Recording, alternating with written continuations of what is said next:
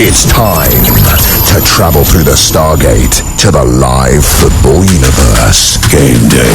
What a bit of skill! Live football as intense as we can legally broadcast it. Can you believe it? Game day exclusive on TalkSport.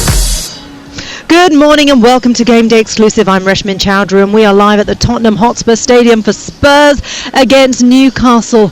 Now with injuries, defensive issues and defeats happening again and again, all this repetition for Ange Postecoglou might make the Tottenham head coach feel a bit like it's Groundhog Day.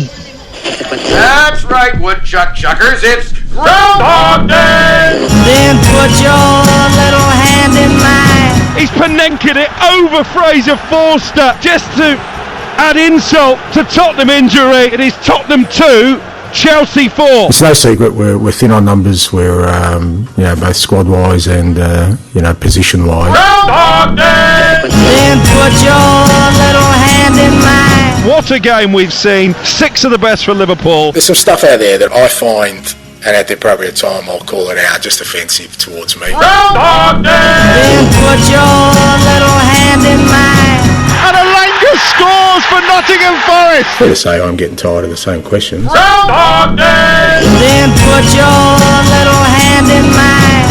What a finish from Strand Larsen. That is what it is. Groundhog Day! Then put your little hand in mine. There was always the opportunity for change, and the one constant with me is that I'm not going to in terms of my beliefs. Groundhog Day! I got you, babe. Hello and welcome everybody to Game Day Exclusive. Happy New Year to you all. How on earth are we in 2025? Crazy, isn't it? I hope you've all had a happy and healthy start to the new year. And if there's one team that could do with some New Year's cheer, it is most certainly Tottenham Hotspur. It has been Groundhog Day, hasn't it, for Ange Postecoglou for a while now. Decimated by injury, Spurs have won 2 of their last 10. They could really do with a good start to 2025. They picked up, in fact, just 51 points in the Premier League in the whole of 2024. That is their worst return in a calendar year in 17 years. A very different story for the visitors, though, particularly in recent weeks. It is freezing outside here at the Tottenham Hotspur Stadium, but Newcastle are on a hot streak. They've won their last 4, they've kept 4 clean sheets, and they're scoring for fun. They won those last 4 with an aggregate of 13 goals to nil. It is 11th against 5th today. It is Tottenham against Newcastle. Your live and exclusive Premier League offering. Kickoff is at 12:30. And I'm delighted to be seeing in the new year with you all on Game Day Exclusive alongside the former Nottingham Forest, Newcastle, Man City, West Ham and England player and manager Stuart Pearce and TalkSport's chief football commentator Sam Matterface. How are we all? Happy New Year. Happy New Year to you as well. Yeah, it's a chilly one, isn't it? But I walked in here about, 15 minutes ago. We've been downstairs for quite a while and you and I walked in together and I went, it's a terrible view from up here, isn't it?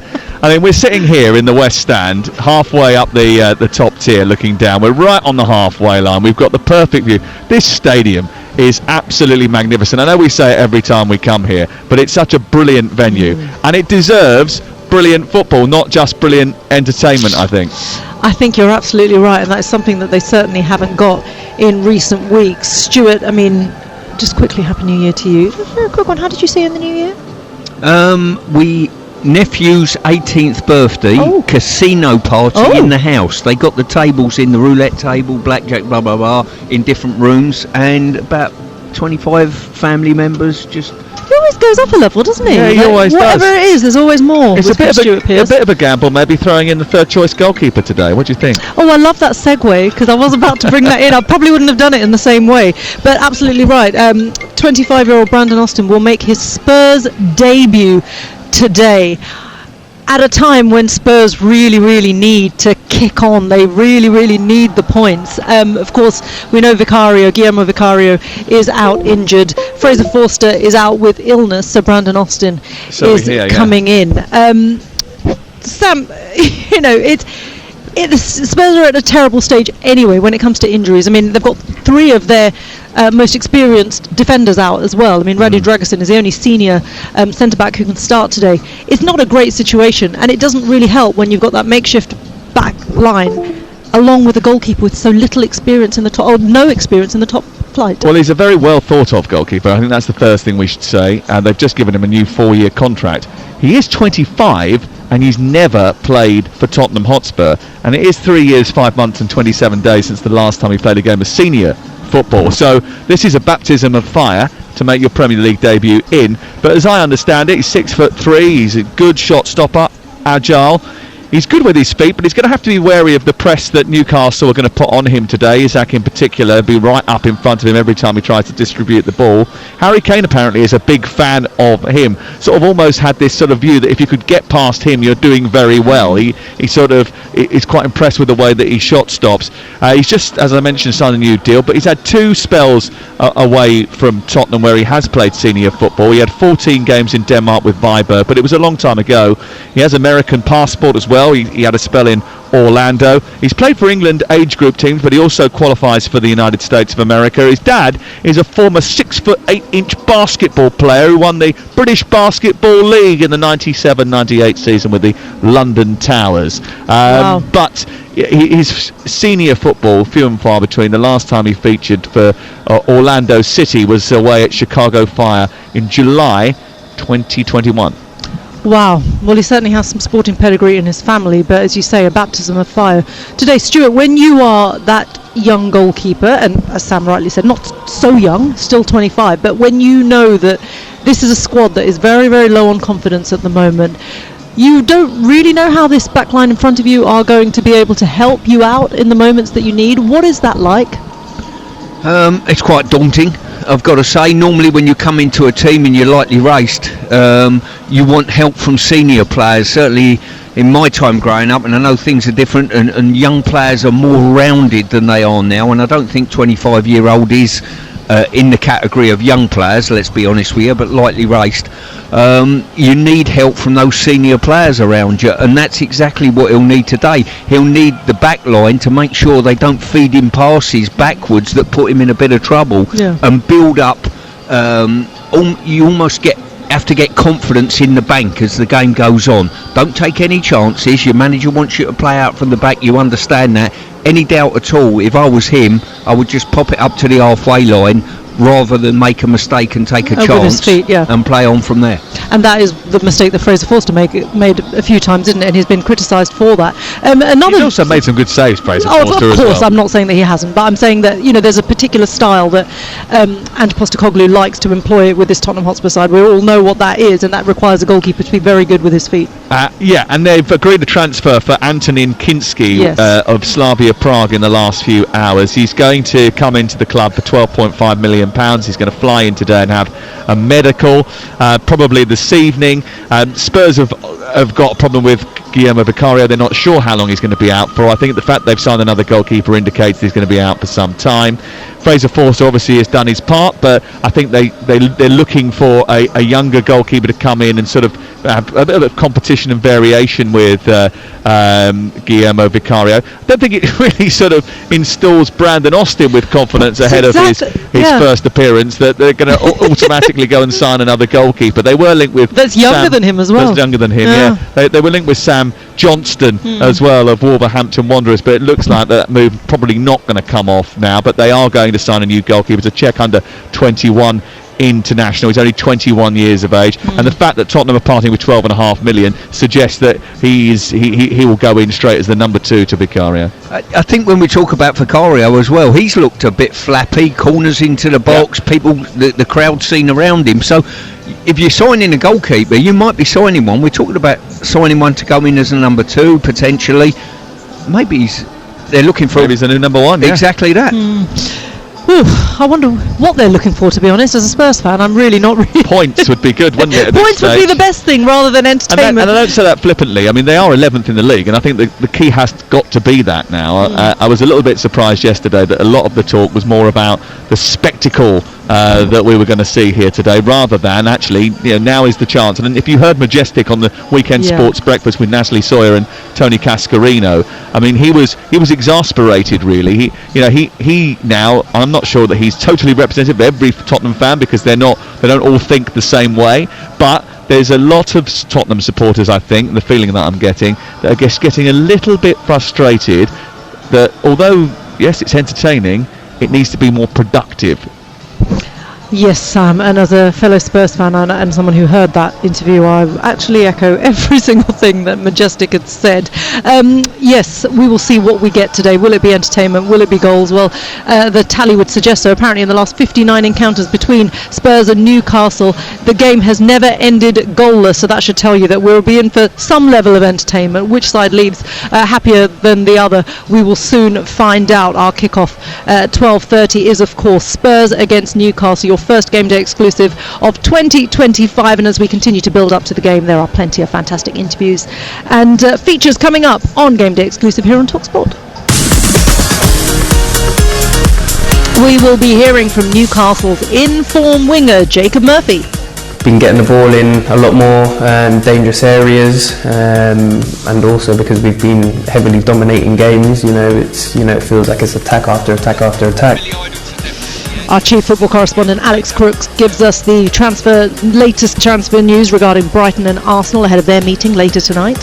One player I know that Arteta's a big fan of, and I've mentioned this on the transfer notebook on the TalkSport website, is Mohamed Kudus at West Ham.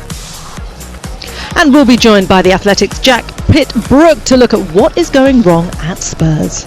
There is always the opportunity for change, and the one constant with me is that I'm not going to in terms of my beliefs. As always on a Saturday, TalkSport is the place to be. We have 3 exclusive commentaries for you. It is Spurs against Newcastle here at 12:30 on TalkSport in the Premier League, while over on TalkSport 2, Blackburn take on Burnley in the Championship. That is followed by exclusive commentary of Manchester City against West Ham at 3 o'clock, while here on TalkSport, Adrian Durham will be taking you around the grounds with all the goals as they go in with Game Day Live. And then from 5:30 p.m, Jamie O'Hara and Jason Cundy will be taking your calls before anyone else on national radio with the Game Day phone-in.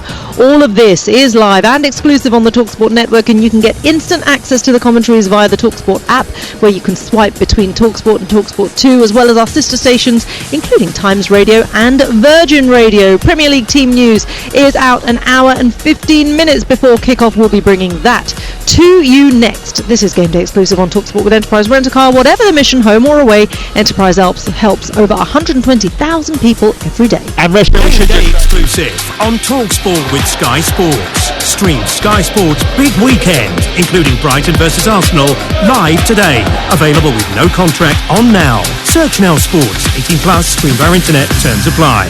At Betfair, we're about finding different ways to play. Like with our 90-minute guarantee. We've all been there. The clock ticks over into 90 minutes, and then a speculative cross into the box ricochets off a knee and goes in, ruining your bet. But with Betfair's 90-minute guarantee, if your bet is winning at 90 minutes or full time, we pay out. Betfair. Play different. Applies to match odds 90 market or markets with the 90 icon. Sportsbook exclusive. Terms and conditions apply. 18 plus BeGambleAware.org. You don't just check in to a village hotel. You work out. You jump in. You play on. You tuck in. And drink up. Village Hotels. 33 locations with everything under one roof. A huge gym with pool and great membership opportunities. And a buzzing pub and grill with delicious food, ice-cold beers and live sport. Check out villagehotels.com and work out, stay, meet and play. Psst, did you know you can order McDelivery deals? Like the Feed the Family deal for just $14.99. That's 4 selected burgers, 2 medium fries and 2 small fries. Who's in then? Oh yeah, me. And me. McDelivery. You in? Delivery only from 11 a.m. 4 times selected burgers, 4 times selected fries. Subject to availability. Price, delivery fee and participation may vary. Sack the gaffer! You need thesun.co.uk. Bagged a big move? Check out thesun.co.uk. Oh, come on, Ralph! Never a pen? Read thesun.co.uk. Seen red? See thesun.co.uk. Whatever's going on in the game, whenever you want it, wherever you are, from goals to gossip and everything football, it's got to be thesun.co.uk. You could skydive out of a plane or swim with sharks. You might even skinny dip in icy cold waters. Or you could get that inexpressible high, that guaranteed rush from finding just the thing you wanted, the thing you needed, at a great sale price.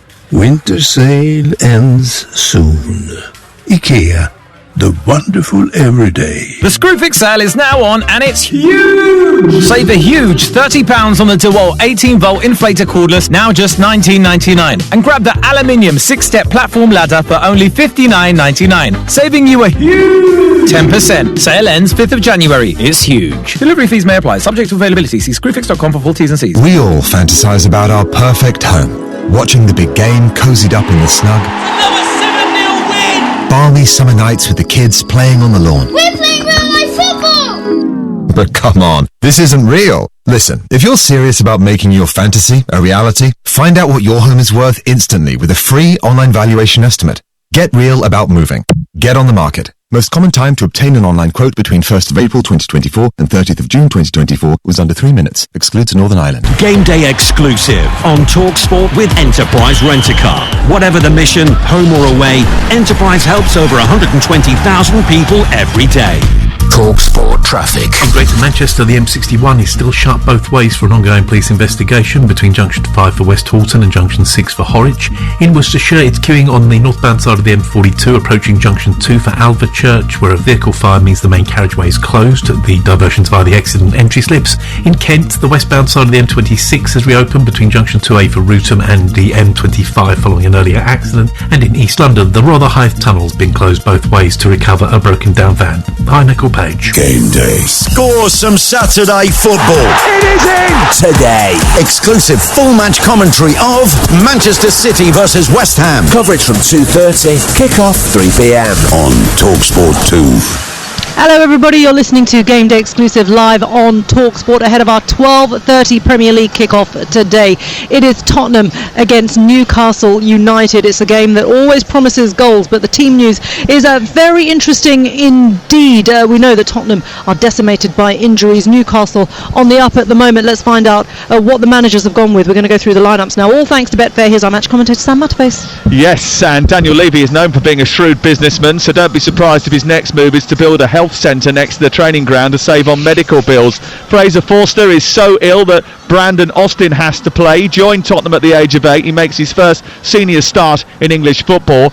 Destiny Udogie has the dreaded hamstring. He's out for 6 weeks and joined by Van der Ven, Romero, Vicario, Richarlison, Davis and Odegaard, who are still seeking a bit of rehab. It also doesn't help that Rodrigo Bentancur got himself booked late on against Wolves. He's suspended as a result, but Jed Spence is back, one of 5 changes to a team that have won just one of the last 7 Premier League games. Son, Basuma, Maddison and 4 youngsters are on the bench. The starting 11 looks like this. Austin in goal. The back 4 is Porro, Dragoshin, Gray and Jed Spence.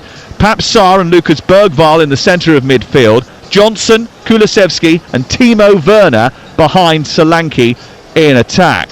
Newcastle also without their first choice centre back in Fabian Schär and their goalkeeper Nick Pope. Kraft and Wilson also unavailable, but most of those players actually have been out for a while, apart from Schär, who's suspended. December was absolutely delightful for them. They've coped with it really well, and they've got good news in that Sven Botman is back for the first time since March.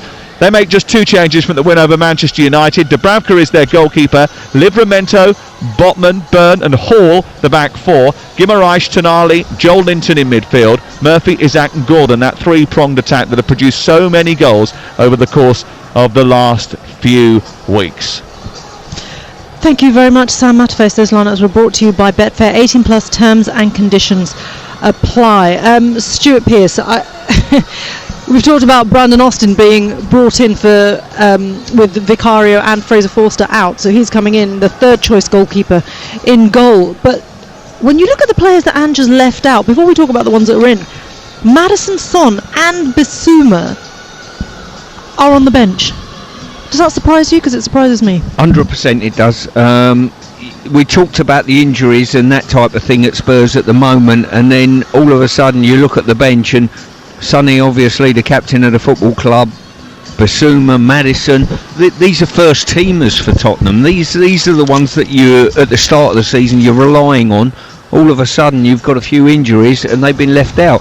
One thing I would say as part of that, I think Kulusevski's been on extremely good form. He is the one bright spark for Tottenham at this moment in time. You had to find a place for him in the team. Solanke obviously leads the line as well.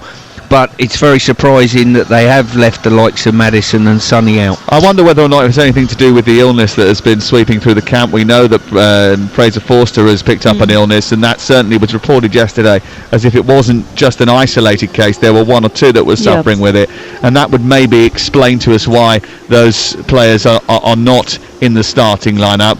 But it doesn't look as strong a team as I was expecting. I mean, it may well be that it helps Tottenham, but they have a midfield of Bergvall and Sarr who are going to have to get through a hell of a lot of work against the three-man midfield of Guimaraes, Tonali and Joe Linton that are performing exceptionally well at this moment. Exactly that, because you look at even just how old they are. They're so young, not hugely physical either. They still have very few more years to gain that physical presence as well. It seems like a very odd choice to pair Bergvall alongside Sarr in that role. That box of four doesn't look strong to me. Often it's the strength of your team. The two holding midfield players, if you like, in Sarr and Bergvall, and the two centre halves. You look at any teams. I remember first looking at the French team of many years ago that went and won the World Cup. That box of four was really, really strong. With Tottenham, when the team drops and you're in the Newcastle dressing room, you get very excited by looking at the Spurs lineup, I think. Absolutely, especially Archie Gray, of course, playing out of position as well as centre half, and is being forced to play in that position because there are no other options. But speaking of defensive prowess, Sven Botman is back, and that is pretty good news for Newcastle, isn't it?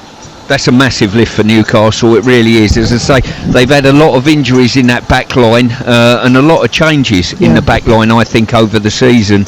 But Dan Burns proved absolutely invaluable. I know when he left to go to Newcastle, he's someone when we were at West Ham we talked about in regard to bringing him in. I think his versatility is absolutely vital to Newcastle, and he underpins everything Newcastle stand for. Yeah, he really does, isn't he? He's a big symbol for the club. Okay, so it should be very interesting indeed to see how this one pans out, because it is going to be a physical encounter between both of these sides, and considering how they both like to play as well, Stuart. Well, it's not going to be 0-0, it's fair to say. I think for the first game of certainly my new year, this is a wonderful game. I was really excited about coming to this one. I think it'll be a very open game, as always is. And the one thing I would say, out of all the teams that have caught Tottenham out and the way Tottenham play with this high line and high press, Newcastle have done it probably better. We were there for the 4-0, I think it was. We were. And they've really undone Tottenham at times. And certainly at St James's they have. Yeah, certainly at St James's. Let's see how they fare here at the Tottenham Hotspur Stadium, because of course they did lose here last season, didn't they? Interesting, exciting game coming up here at the Tottenham Hotspur Stadium. We would love to hear from the Game Day Live team now. Let's find out what they're covering at 3 o'clock in Whatever the Mission with Enterprise Rent-A-Car. Whatever the mission on TalkSport with Enterprise Rent-A-Car. Home or away, Enterprise helps over 120,000 people every day. Hi, I'm Adrian Durham. On my way to Crystal Palace for the game against Chelsea this afternoon. Going to take you around the grounds, bring you all the goals as they go in, and we're the only place on national radio for a full classified check of the results after 5 o'clock. At Selhurst Park this afternoon, I'll be alongside this man. I'm Ollie Klink, and I'll be taking in Crystal Palace against Chelsea. Palace have picked up, having lost just 2 of their last 11 games in the league, while Chelsea have had a bit of a dip. They're without a win in 3 and have failed to score in their last 2 away games. At Selhurst Park, it's Crystal Palace against Chelsea. Hi, I'm Mickey Gray, heading to the Etihad Stadium for Manchester City against West Ham. Can Man City start the new year with a bang, or will West Ham upset the New Year party? It's Manchester City against West Ham. I'm Alex Crook at the Vitality Stadium, where Bournemouth fans have never had it this good. They're flying high in 7th place in the Premier League table and looking to continue their excellent recent home form against an Everton side looking anxiously over their shoulders towards the bottom 3. Troy Deeney will be alongside me on a frosty south coast as Bournemouth take on Everton. This is Jeff Peters heading to the second city. Aston Villa, 9th in the table, got a strong home record, just one defeat, but held to a draw by Brighton on Monday. John Duran still suspended, Pau Torres now out injured. Leicester slipped into the relegation zone over Christmas, 4 successive defeats. They've conceded the most, a big concern for Ruud van Nistelrooy. It's Villa-Leicester from 3. This is Jake Robson heading to St Mary's, where Southampton, who are still looking for a first win under new manager Ivan Juric, host a Brentford side who've lost 17 of their last 23 away in the Premier League. Saints, meanwhile, 10 points from safety, with your field time already running out. There should be goals, though, in this one, as Southampton host Brentford. Yeah, as always, Game Day Live follows us here on TalkSport at 2:30. Adrian Durham will take you around the grounds in the Premier League and EFL, while over on TalkSport 2 it is Manchester City against West Ham United. We would love to hear from you. I know there's traffic disruption all over the shop, whether it's on the roads or the railways or whatever it might be, because of the inclement weather apparently across the country. But we would love to know where you're going and where you're off to. Anything you've encountered on your way with whatever the mission with Enterprise Rent-A-Park Car, do get in touch with us on Twitter at TalkSport, or you can text us on 81089. Okay, we are here, of course, at the Tottenham Hotspur Stadium. Our 12:30 kickoff is Spurs against Newcastle. We just brought you the team news, but we've got another word on that with you, Sam Matterface. What's going on? We just inquired whether or not Maddison and Son actually had been suffering with illness, and that's why they were left on the bench today. We asked Tottenham to give us an indication if that was the case, and they said to us that is something that we'll have to bring up with the manager after the game. Interesting indeed. Okay, so that is all going on here at the Tottenham Hotspur Stadium. 12:30 kickoff, Spurs against Newcastle. This is Game Day exclusive on TalkSport with Sky Sports. Don't forget you can stream Sky Sports' big weekend, including Brighton against Arsenal, live today, available with no contract on Now. You can just search Now Sports, and coming up we will be getting the team news from Ewood Park as Blackburn host Burnley in the Championship, live on TalkSport 2. Game Day exclusive on TalkSport with Enterprise Rent-A-Car. Enterprise has vans of all shapes and sizes, so if you've got a plan, we've got a van. You could skydive out of a plane, or swim with sharks. You might even skinny dip in icy cold waters. Or you could get that inexpressible high, that guaranteed rush from finding just the thing you wanted, the thing you needed, at a great sale price. Winter sale ends soon.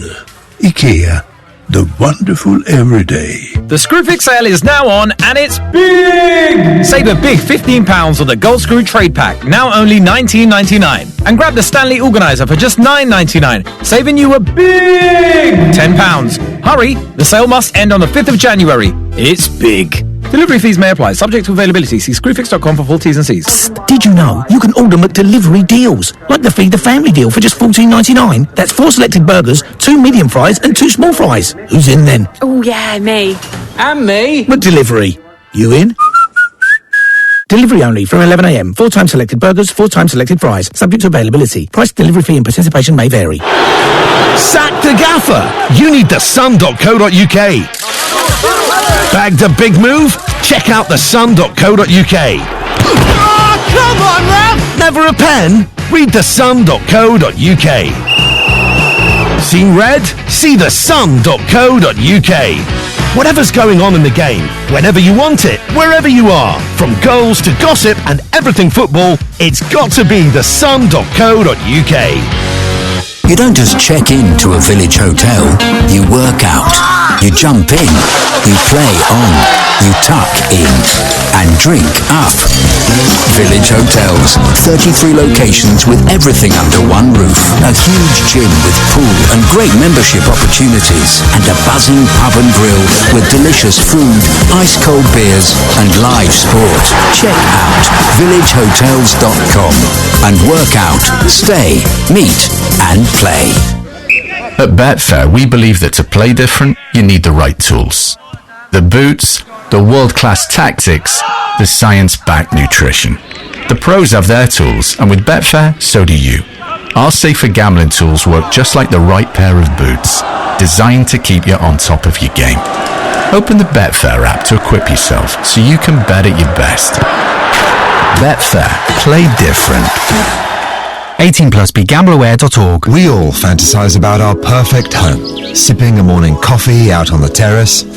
Good morning, Mr. Squirrel. Morning. The kids building a treehouse in the garden. I'm living my perfect childhood. But come on, this isn't real. Listen, if you're serious about making your fantasy a reality, find out what your home is worth instantly with a free online valuation estimate. Get real about moving. Get on the market. Most common time to obtain an online quote between 1st of April 2024 and 30th of June 2024 was under 3 minutes. Excludes Northern Ireland. Game day exclusive on TalkSport with Sky Sports. Stream Sky Sports Big Weekend, including Brighton versus Arsenal, live today. Available with no contract on Now. Search Now Sports. 18 plus. Stream via internet. Terms apply. Fired up and raring to go. He's done it again! Game day. The games, the goals, the glory. How about that? Game day exclusive on TalkSport. Hello, this is Game Day exclusive on TalkSport. We're here at the Tottenham Hotspur Stadium for Spurs against Newcastle, your 12:30 kickoff. If you're just tuning in, a bit of an update on the team news for you. Son, Maddison and Basuma are all on the bench for Spurs. Third choice goalkeeper Brandon Austin also starts for the home side with Vicario and Fraser Forster both missing today. And Lucas Bergvall starts in midfield alongside Pap Sarr. For Newcastle, though, the great news is that Sven Botman returns to the side to replace the suspended Fabian Schär. Now, with all of that team news in mind, let's get the latest from Betfair, the official betting partner of TalkSport's Premier League coverage. Game day on TalkSport with Betfair. We're paying out winning bets at 90 minutes with 90-minute guarantee. Applies to match odds. 90 Market Sportsbook exclusive. T's and C's apply. 18 plus. Gambleaware.org. James Mackey from Betfair joins us now. Hi there, James. How are you doing? All good, Reshpin. How are you? Very well. Happy New Year to you. Which side? I would say actually. Let me take my hat by my kind of what's the word? My Spurs bias off the table. Let's take my emotions out of it. Which side has most reason to be happy today when you look at the odds? Well, Tottenham are looking to turn around their poor form, aren't they, of late, being winless in their last 3 games. But Spurs have won 2 of their last 3 Premier League home games against Newcastle, as many as they had in their previous 7. But because of their recent form, and probably look at the team lined up today, they are the 23-10 outsiders to take all 3 points today. Newcastle are one of the form sides of the Premier League heading into game week 20, winning their last 5 on the spin in all competitions, and they have a great record against Spurs, actually, winning 4 of their last 5 Premier League games against Tottenham. They are the 8-11 favourites to win the game today. And for all the different form of like between the 2 sides on paper, they are fairly evenly matched as teams, and it could be a really tight game if both teams turn up. And the draw can be backed at 23-10. It looks quite an attractive price if both sides do turn up. These odds are produced on the Match Odds 90 market, which means if you back either team to win or the draw in the Match Odds 90 market, and that selection is winning at 90 minutes, we'll be paying out regardless what happens in added time under our 90-minute guarantee. As you mentioned about the sides there, Reshman, just looking at the player market ahead of the game and starting with the home side, Brennan Johnson is Tottenham's top scorer in all competitions with 11 goals this season, while the Welshman has also either scored or assisted a goal in each of his last 4 Premier League home games. He's 10-1 to score first in the game, 11-4 to grab one any time, and 8-5 to either score or assist in the game. And going on to Newcastle, where their main man, Alexander Isak, he scored 25 Premier League goals for Newcastle in 2024, with only Alan Shearer in 2002 scoring more in a single year for the club with 27. He's also scored 6 in his last 7 games for the Magpies. He's 7-2 to score first, and as short as 8-11 to grab one any time. Another bright spot for Newcastle is Anthony Gordon, isn't he? He's been brilliant. Absolutely. He's been directly involved in a goal in each of his last 4 Premier League appearances for Newcastle, with 1 goal and 3 assists, assisting in each of his last 2 away games against Ipswich and Man United. He's 6-4 to score any time, 10-11 to either score or assist in the game. If you just want to back him for an anytime assist with those figures, he can be backed at 11-4. Reshman, we also have a cracking super boost on site ahead of today's early kickoff, involving both Isak and Gordon, and it's both players to combine for 2 or more shots on target versus Spurs today. Both have had 1+ each in 5 of the last 6 Premier League games. That was 4-9 and can now be back to even money. So make sure to check that out on the Betfair Sportsbook. And if you want to put any of the selection I've just put up, or anything you see on the Betfair Sportsbook for this game, we have a great offer on the Betfair Sportsbook this weekend, as you can get a £5 free bet on football this weekend when you place a £5 bet builder. Opt-in required and T's and C's do apply for that. Oh, do you know what? It could be a great weekend for the punters, couldn't it? That sounds fantastic. What about the Betfair Sportsbook, James? All the winnings, of course, go to the Bobby Moore Fund, raising funds for life-saving bowel cancer research. And Sam Matterface is the man to lay on the bets for this one. What have you gone for today, Sam? Oh, why do I do this on a Friday? Yeah, I'm thinking this. Actually, just looking at the notes. The problem is that you cannot predict a Spurs match at the best of times, but you certainly can't predict a Spurs match when there's illness sweeping through the camp and they're playing a goalkeeper who's never played senior football in this country before for the first time, and you've got the likes of, which no one saw coming, Basuma, Maddison and Son on the bench. I mean, crikey. I mean, the producer has texted me several times this morning suggesting I change the bet, but I'm just going to stick with it because you can never predict a Spurs game anyway. Isak to have a shot on target, that's a banker. Bruno Guimaraes to commit one or more fouls, and I've gone draw, but you know it could be anything. Really? Do you want to change it, Sam? I do want to change it. I want to change it to Newcastle. I want to change it to Newcastle. There you go. You're forcing me. There you go. He's changed it to Newcastle then. Okay, well, no problem. You put me on the spot there. Exactly. I was going to say. They're all in my ear saying you can change it. You can change it. So I thought I had to after the team news. I actually think He's been bullied. I actually think that Tottenham are going to cause a surprise here, but the evidence and the facts do not lend themselves to that, do they? Well, all I'll say, Sam, is the original charity bet you had came out around 7-2. If you want to change it to Newcastle, it's literally just above evens. So it's whatever. If you want to stick or twist, let's go back to the bigger one. Let's go stick with the instinct to draw. Okay, so let's just go through the odds then. So for today's charity bet, for the draw between the two sides, that can be backed at 23-10, and you have the 90-minute guarantee attached to that. The next leg, like you said, Alexander Isak to register a shot on target in the game. That's 2-9. He's done so in 5 of his last 6 games. And the final leg, like you mentioned, the man in the engine room for Newcastle, Bruno Guimaraes, to make 1 or more fouls, which is priced at 1-8. And so the bet builder comes out just over 7-2 with a £50 charity stake returning £231 and 14 pence to the Bobby Moore Fund if being successful. So fingers crossed we have a bit of value there. It also gives me the chance to cash out half time, doesn't it, if it's 0-0, which inevitably it will be now because there hasn't been a 0-0 draw between these two in 59 games. You are right. Look, I'll message at half time and we can talk about the cash out then. That sounds good to me, James. Thank you very much, James Mackey from Betfair. That is all thanks to Betfair, 18+, but of course, as always, do be gambleaware.org. Game day on TalkSport with Betfair. We're paying out winning bets at 90 minutes with 90-minute guarantee. Applies to match odds, 90 market sportsbook exclusive. T's and C's apply. 18+, gambleaware.org. You don't normally hear Sam wavering on the station, do you? I quite like that. A little bit of bullying there, but he did go back to his original plan. Let's see how that one pans out. Now over on TalkSport 2, also at 12:30, it is the Lancashire Derby in the Championship. Blackburn hosting Burnley, and with the team news at Ewood Park is your match commentator, Joe Shannon. Hey there, Joe. Happy New Year to you. Happy New Year, Reshmin. Good morning. These days are what football is all about in East Lancashire. It is a derby day with extra emphasis. Both Blackburn and Burnley have genuine Premier League ambitions, and a result today would further those. The home side with the chance to jump back into the playoffs, and the visitors can go level with leaders Leeds, and maybe even more important that Burnley can further their hold over Blackburn, who haven't beaten their local rivals for nearly 15 long years. 3 changes for both teams. For Burnley, Humphreys, Laurent and Fleming all start. Ashley Barnes, having rejoined the club, is on the bench, and Blackburn bring back Cantwell after illness. Cozier Dubry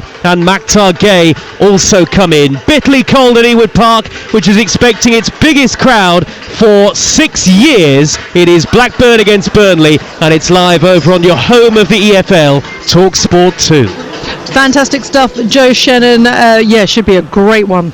So do tune in if you want to listen to Blackburn against Burnley on TalkSport 2 at 12:30. Elsewhere in the EFL at 12:30. In the Championship, Swansea take on West Brom. Stoke host Plymouth in League 1. It's Burton Albion against Northampton Town, and Cambridge against Bristol Rovers. In League 2, Notts County host Swindon Town. And of course, we'll be keeping you right up to date with all of those scores across the day here on TalkSport. Now, Spurs against Newcastle is live and exclusive right here on TalkSport at 12:30. And while all the talk right now has been the red-hot Alexander Isak. Jacob Murphy has helped himself to 3 goals and 4 assists in the last 5 Premier League matches for the away side. Ahead of this match, the Magpies winger Jacob Murphy caught up with TalkSport's Ollie Klink.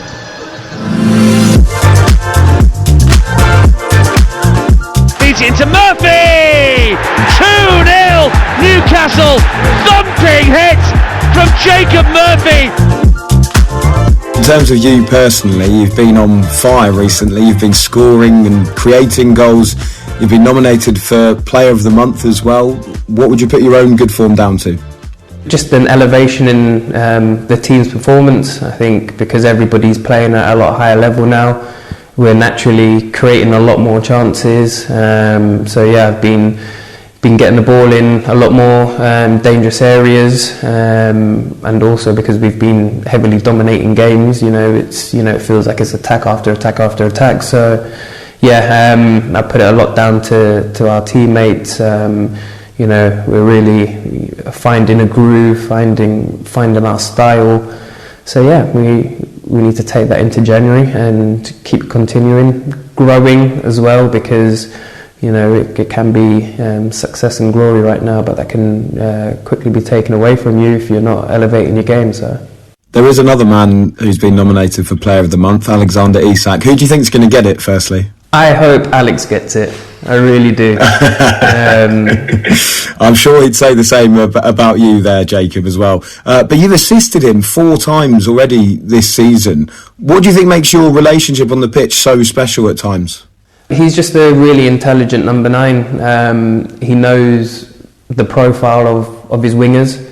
He knows my strengths. He knows where I like to receive the ball. He then knows what my actions are thereafter once I've received it. So, when you can almost do something without too much thought, knowing that someone is going to be in the area that you hope they'll be in, it does make it a lot easier. But yeah, he's super intelligent. He knows where he needs to be, and yeah, it's working at the moment. Do you think he's the best striker in the Premier League currently? Everyone keeps asking this. He's got to be in the conversation for sure. Super talent. Not only has he got a wonderful scoring ability to be able to finish, magnificently in tight areas, or, when he's given a bit more space, he can still lash it into the top corner. So he's got that, but then his overall play, the way he connects the units, he's doing brilliant at the moment. Keep growing, keep learning, and he'll actually get a lot better than he already is. Yeah, really nice to speak to hear that interview from Jacob Murphy. He's really comes across so well and so humble, doesn't he? That was a chat with TalkSport's Ollie Klink. When you look at how well he's been doing this season, is he almost a little bit underappreciated, do you think? Because it is Isak who gets all the plaudits, but there he is right alongside him, linking up with him and providing for him. Well, yeah, I mean, he's added extra balance to the team. I think actually the run that they're on has coincided with the reintegration of Jacob Murphy on that right-hand side. It does offer a right footer as a right winger and a left footer as a left winger. I think Jacob Murphy has always had great potential, and I'm pleased that he's now showing that at Newcastle United. I've known him since he was a teenager. He was starring for Norwich City. It's awful to think about it now, but it's probably about 13 years ago when he was in the youth team. He was a Youth Cup winner with his brother Josh. In fact, that front line that they won the Youth Cup with Norwich back in, I think it was 2013 or 14, was Josh Murphy, Jacob Murphy and Carlton Morris, who is the captain of Luton Town. Those 3 were, I always thought, destined to play professional football and have a very good career. And actually, Josh is doing really well down at Portsmouth, Jacob doing brilliantly here at Newcastle, and Carlton obviously has excelled in the EFL with Barnsley first and then Luton Town, and obviously in the Premier League last season as well. So I'm pleased that it's working out for all 3 of them. Jacob now the highest profile of that trio, and certainly contributing he's managed to get 3 goals and 4 assists in his last 5 league appearances. That's incredible, isn't it? Just to confirm, our producer has told me that 2013 was that Yeah, it was cup a long win. time ago. It was a long time ago, 12 wasn't it? years ago. It's crazy, isn't it? I mean, I first came across him as well when he was at Norwich, and he spent a long time there. He has been out on loan a lot, particularly during that time at Norwich. 1, 2, 3, 4, 5, 6 loan spells with other clubs, and then after joining Newcastle, he went off to West Brom and Sheffield Wednesday as well. This season, though, feels like, is it like a breakout season for him? Is it where he can finally he's kind of reached that level of maturity? Do you think we're seeing the best of his potential and what could come to follow?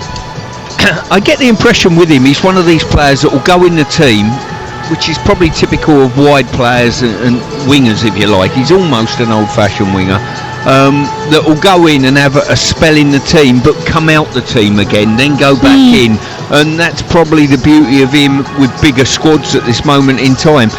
Gordon and Isaac take all the plaudits at the front line of the team, but if you can get someone like Murphy chipping in with, I don't know, 20 to 25 appearances a season and add goals to that tally as well, all of a sudden you've got a fantastic season for the football club. Yeah, you really do, don't you? He's up against Jed Spence today. How much joy do you think he'll have on that right-hand side? Well, to be fair, Spence has been an interesting one. When he come here, I weren't sure whether he's the right fit to come to this football club. Then he's been a sort of stop-start, and he's been out on loan, all of those type of things. And the last couple of games I saw, I can't remember which one it was when I saw Tottenham play. I think it was at home. I thought he played quite well in the game, actually, and he quite impressed me. So I think it'll be a very good tussle between the pair. I think it certainly will be. Spurs against Newcastle, of course, is live here on TalkSport at 12:30. Right now, though, we're going to look at this evening's Premier League action with Sky Sports. Stay ahead of the game on TalkSport with Sky Sports. Stream Sky Sports Big Weekend, including Brighton versus Arsenal live today. Available with no contract on Now. Search Now Sports, 18 plus, stream via internet, terms apply. Yeah, this evening at 5:30 it is Brighton up against Arsenal in the Premier League, and with the new transfer window open, we've asked TalkSport's chief football correspondent and transfer guru Alex Crook to take a look at some of the moves both sides could be making this month. Game over, Brighton 3, Newcastle 0. In fact, it isn't Brighton 3, it's Evan Ferguson 3, Newcastle 0. Well, if we were talking this time a year ago, I think Evan Ferguson would have been in high demand, and he'd have been a player that Brighton were demanding 80, £100 million for. But you look at his drop-off in form in the past 14 months. I know he's been affected by injuries as well, but it really is a dramatic decline. I think he's been a little bit unlucky with Danny Welbeck playing so well at the start of the season. I think the jury is out whether Brighton will allow him to go out on loan. I think Ferguson would welcome that, to go out and get some valuable playing time. There would still be a queue of clubs. I know that West Ham have certainly made an initial inquiry about taking him to London Stadium on loan. But as I say, Brighton are going to leave that decision late in the window. It will depend on the fitness of Welbeck and how quickly Ferguson himself recovers from this ankle problem. Arsenal, ironically, have been mentioned in some quarters as potential suitors for Ferguson. I'm not entirely sure that will happen in this transfer window. The other issue you've got is that even though his form has tailed off, Tony Bloom, the owner, looks at his analytics and he still thinks there's a player in there who could well be worth £100 million one day. So they're not going to let him go cheaply in this window. I think if he does go out, it would be a loan deal just to get his confidence and to get his playing time up. Bukayo Saka only now just getting to his feet, and he's going to limp off to this near side. Some breaking news: Bukayo Saka has been ruled out until March with a hamstring injury. Well, Bukayo Saka's injury has come at the worst possible time for Arsenal, because they've got a really tricky run of games in January, some big ones as well, an EFL Cup semi-final over 2 legs. They've got a couple of big Champions League games. They've got Manchester United at home in the FA Cup. That should be a tap-in, but it'll be interesting to see what kind of team Mikel Arteta fields there. Looks like Saka is probably not going to be available again until March, and we saw the drop-off that Arsenal had when another of their key men, Martin Ødegaard, was unavailable. Does it mean they'll dip into the market this window? Well, Arteta always keeps his cards close to his chest, but he did say in Friday's pre-match press conference that maybe they need to look from within first. So Ethan Nwaneri, for example, could get game time. I think if Raheem Sterling was fit, maybe he would finally get the opportunity to pull on that Arsenal shirt as well. One player I know that Arteta's a big fan of, I've mentioned this on the transfer notebook on the TalkSport website, is Mohamed Kudus at West Ham. He's got an £85 million release clause that kicks in the summer. Curled in the right-footed shot. That is an outstanding goal by Kieran Tierney. And Kieran Tierney was the forgotten man, wasn't he, until playing recently for Arsenal. Celtic, I first reported this in October. Brendan Rodgers very keen to take Kieran Tierney back to Parkhead. He too is out of contract at the end of the season, and because Celtic are an overseas, in inverted commas, club, he can sign a pre-contract agreement with them. But I think Brendan Rodgers would like to get that deal done in January, and Arsenal might not stand in Tierney's way. But don't forget, you can follow Alex's transfer notebook on the website talksport.com, and you can watch his brand new transfer notebook show alongside Jim White every week on the TalkSport YouTube channel. So Brighton against Arsenal is an interesting one. Brighton winless in 7, Arsenal unbeaten in their last 12. Stuart, how do you see that one going? Which one? Sorry, man. I was miles away just then. Oh, we've just been talking about other things, you see. Brighton. Stuart Pearce not on the ball. Excuse me, that doesn't happen, does it? Very like me. Brighton winless in their last 7. Arsenal, of course, the challengers, the nearest challengers to Liverpool, unbeaten in 12. They've got their groove back. Yep, Brighton need to find their groove. So how do you see this one going? Yeah, an interesting one. I mean, Brighton obviously back now. Not on good form. I'm in the groove. Thank you. I do apologise. Brighton are an interesting one. I don't think you can ever go into a game and write Brighton off in any match. They got the ability to win any game, but the fact that they're not on good form at this moment in time, it was only a couple of weeks ago they won a game and went to second in the Premier League. That wasn't so long ago, by the way. I think Arsenal will win this one, though. I really do. I think they've got a bit of rhythm about what they're doing at the moment, and things are looking up at Arsenal, and they know the standard that Liverpool have set at the moment, and they want certainly keep above Chelsea and Forest. Yeah, absolutely right. But an interesting one, that. Jamie O'Hara and Jason Cundy will be taking your calls from 5:30 this evening before anyone else on national radio, and they will be keeping you right up to date with all the goings on at the Amex for Brighton against Arsenal. That was a look ahead to today's Premier League action with Sky Sports, and don't forget you can stream Sky Sports' big weekend, including Brighton against Arsenal, live today, available with no contract on Now. Just search Now Sports. Stay ahead of the game on TalkSport with Sky Sports. Stream Sky Sports' big weekend, including Brighton versus Arsenal, live today. Available with no contract on Now. Search Now Sports. 18+. Stream via internet. Terms apply. Now, Manchester United travel to Anfield tomorrow at 4:30. What a huge game. This has been historically in the past. We'll see how it pans out tomorrow. Sam Matterface and Alex Crook will keep you right up to date with that match with the Sunday session here on Talk Sport. And one more transfer story for us to mention is Marcus Rashford's potential move to Napoli. We Talk Sport understands that Napoli are the team that are showing an interest in the 27-year-old, although the Serie A club would expect a lot of Rashford's wages to be subsidised by the Red Devils. So what do we make of that one? First of all, the chances of this happening, and whether or not it would even be a good move for Rashford. And it seems as though there's been mention of a possible swap deal with Victor Osimhen. I mean, how true could that be, Sam Matterface? Smiling at me wryly here. That's the dramatic pause. I mean, Osimhen's not at Napoli. That's the first thing. He's at Galatasaray, and he's on loan there because they have a falling out with Napoli. But he obviously, that's his parent club. So there's I never thought that was a great fit for him in the first place, but he's done okay. I mean, you would have experienced just how well he's done because he was part of the team that terrorised Tottenham Hotspur away from home. And should have had about 27 goals in that game. He was on fire. Swap deals are very difficult to do.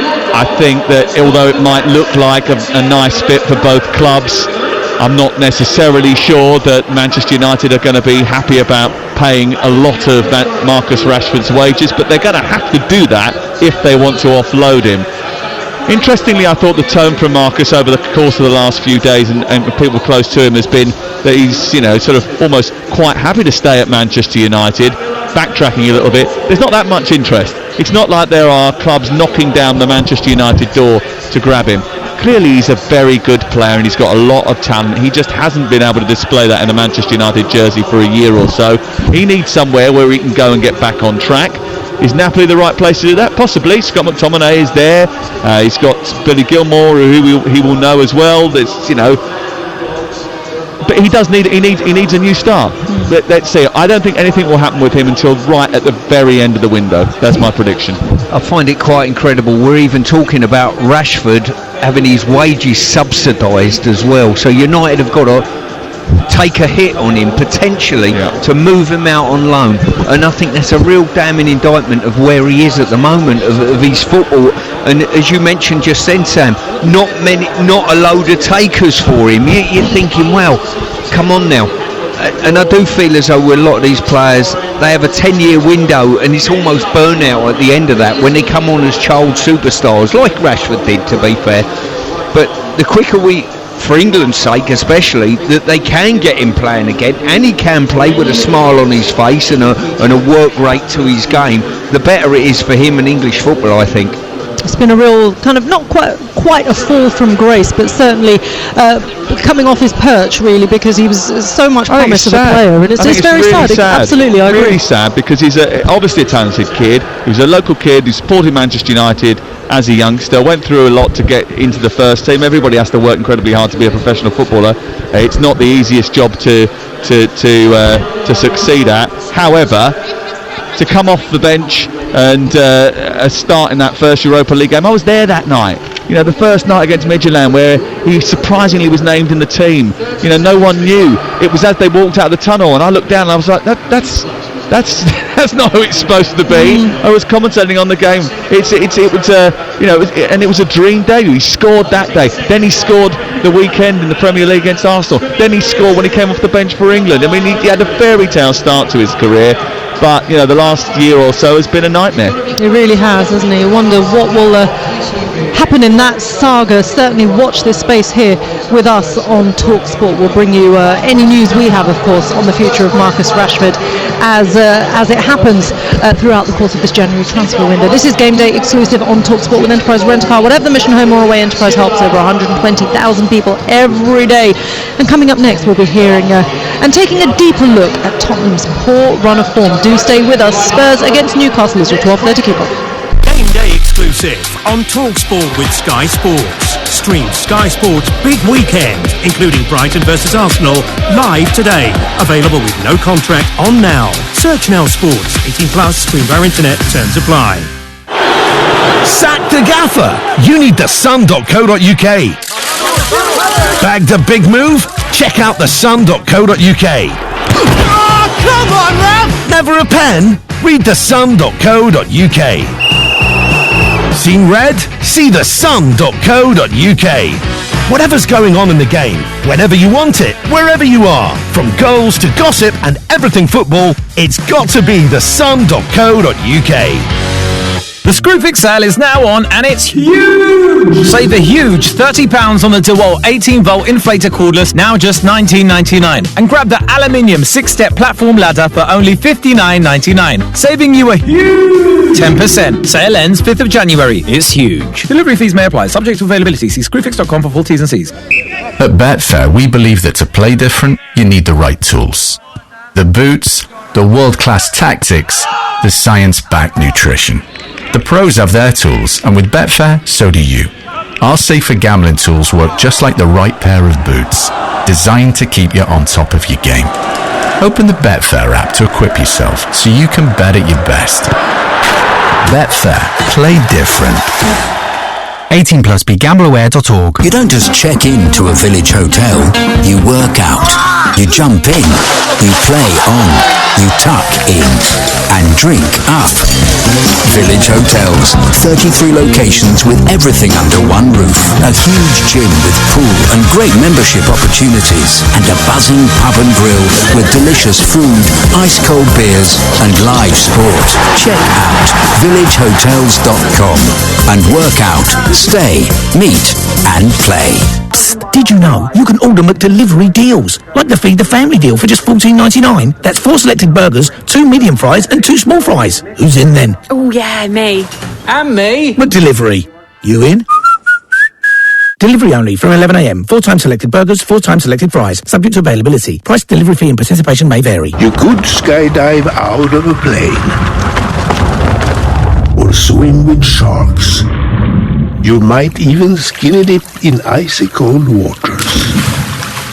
Or you could get that inexpressible high, that guaranteed rush from finding just the thing you wanted, the thing you needed, at a great sale price. Winter sale ends soon. IKEA, the wonderful everyday. We all fantasize about our perfect home, watching the big game cozied up in the snug. Another 7-0 win! Balmy summer nights with the kids playing on the lawn. We're playing real-life football! But come on, this isn't real. Listen, if you're serious about making your fantasy a reality, find out what your home is worth instantly with a free online valuation estimate. Get real about moving. Get on the market. Most common time to obtain an online quote between 1st of April 2024 and 30th of June 2024 was under 3 minutes. Excludes Northern Ireland. Game day exclusive on TalkSport with Enterprise Rent-A-Car. Whatever the mission, home or away, Enterprise helps over 120,000 people every day. TalkSport. Luke Littler says he could possibly match Phil the Power Taylor's 16 world titles if he wants it. The new youngest ever PDC champion is a Man United fan and also wants to parade the Sid Waddell Trophy at Old Trafford. Spurs are close to signing Slavia Prague goalkeeper Antonin Kinski. We understand he's having a medical this weekend. Meanwhile, we're hearing Bournemouth are in advanced talks with Argentine club Lanús for their left-back Julio Soler. And the freezing temperatures here mean no jump racing today in Britain or Ireland. Angela Rippon, what are you doing here? I've come to tell you about using energy flexibly, Albert. Flexibly? Yes, smart meter owners could get rewarded for moving their energy use, like doing the laundry at off-peak times. So I don't need to do the splits? No, Albert. Nobody wants to see that. Get rewarded for using energy flexibly, only with a smart meter. Search Get a Smart Meter today. Eligibility and availability vary. Consumer action required. Reward schemes and tariffs available to selected customers from selected suppliers. Cometh Saturday. Cometh game day. It's the ultimate heavy-hitting Premier League experience. Game day exclusive on TalkSport. Hello, you're listening to Game Day exclusive on TalkSport. I'm Reshman Chowdhury. We are just under half an hour away from kickoff here at the Tottenham Hotspur Stadium, ahead of our 12:30 live and exclusive Premier League offering here as Spurs take on Newcastle. Let's get a quick recap of the lineup, shall we? All thanks to Betfair. Here's our match commentator, Sam Matterface. Brennan Johnson has been directly involved in a goal in each of his last 4 Premier League home games. 2 goals and 2 assists. He starts today, but plenty Tottenham players don't. In fact, there are 5 changes from their draw with Wolverhampton Wanderers, including a brand new goalkeeper. The first time that Brandon Austin has played for the club, despite the fact that he's been involved with them since he was 8 years of age. It's his first senior appearance in 3 years, 5 months and 27 days. He starts in goal. Pedro Porro at right back. Dragoshin, Archie Gray and Jed Spence is back from suspension. That's the back 4. The holders in midfield, Sarr and Bergvall. Kulusevski the 10, with Brennan Johnson, Timo Werner either side of Dominic Solanke in attack. On the bench, Son Basuma and Maddison. What about Newcastle United? 2 changes. Well, they've got Dubravka in goal, his future up in the air. Livramento comes in at right back for Trippier. Sven Botman starts for the first time since last March, alongside Dan Burn in the absence of the suspended Fabian Schär. Lewis Hall is the left back. It's Bruno Guimaraes, Tonali and Joe Linton in midfield, with Murphy and Gordon flanking Isaac in attack. The bench, Vlachodimos, Trippier, Barnes, Asula, Almiron, Kelly, Willock, Longstaff and Lewis Miley. It does look a lot stronger than the Tottenham Hotspur replacements. Thank you very much, Sam. Those lineups were brought to you by Betfair. 18 plus terms and conditions apply. Now, I'm delighted to say we're joined by Jack Pitt-Brooke, who is the Spurs reporter at The Athletic. Thank you for being with us, Jack. Happy New Year, first Happy of New all. Year to you too. Yeah, look, we've all been talking about this team news so far. We're not going to really stick with that because we're all still wondering why on earth Son, Basuma and Maddison are all on the bench. But what it relates to is this bigger problem that Spurs have, which is that there are so many injuries at the moment. My question to you is, looking at the bigger picture, how do they turn this around? Is it as simple as getting all their players back fit, or are there just deeper issues in this club, because they are on an appalling run at the moment, just 2 wins in their last 10? Yeah, it's such an important question, this. I certainly think there are some deep issues, but I also think that when they start to get people back from both the illness and also injuries, I think they should be able to improve quite a bit. Like the fact is, they've been really undermined by Vicario's broken ankle, Van de Ven, Romero, obviously both had bad injuries. They both came back to Chelsea. Neither of them made it through the Chelsea game. Both they're back out again, like at the worst possible time in the season. Those three players are absolutely integral to how they play. If they get those three back, then I wonder if we might see a bit of improvement in February, March and April. Have they gone too far behind though?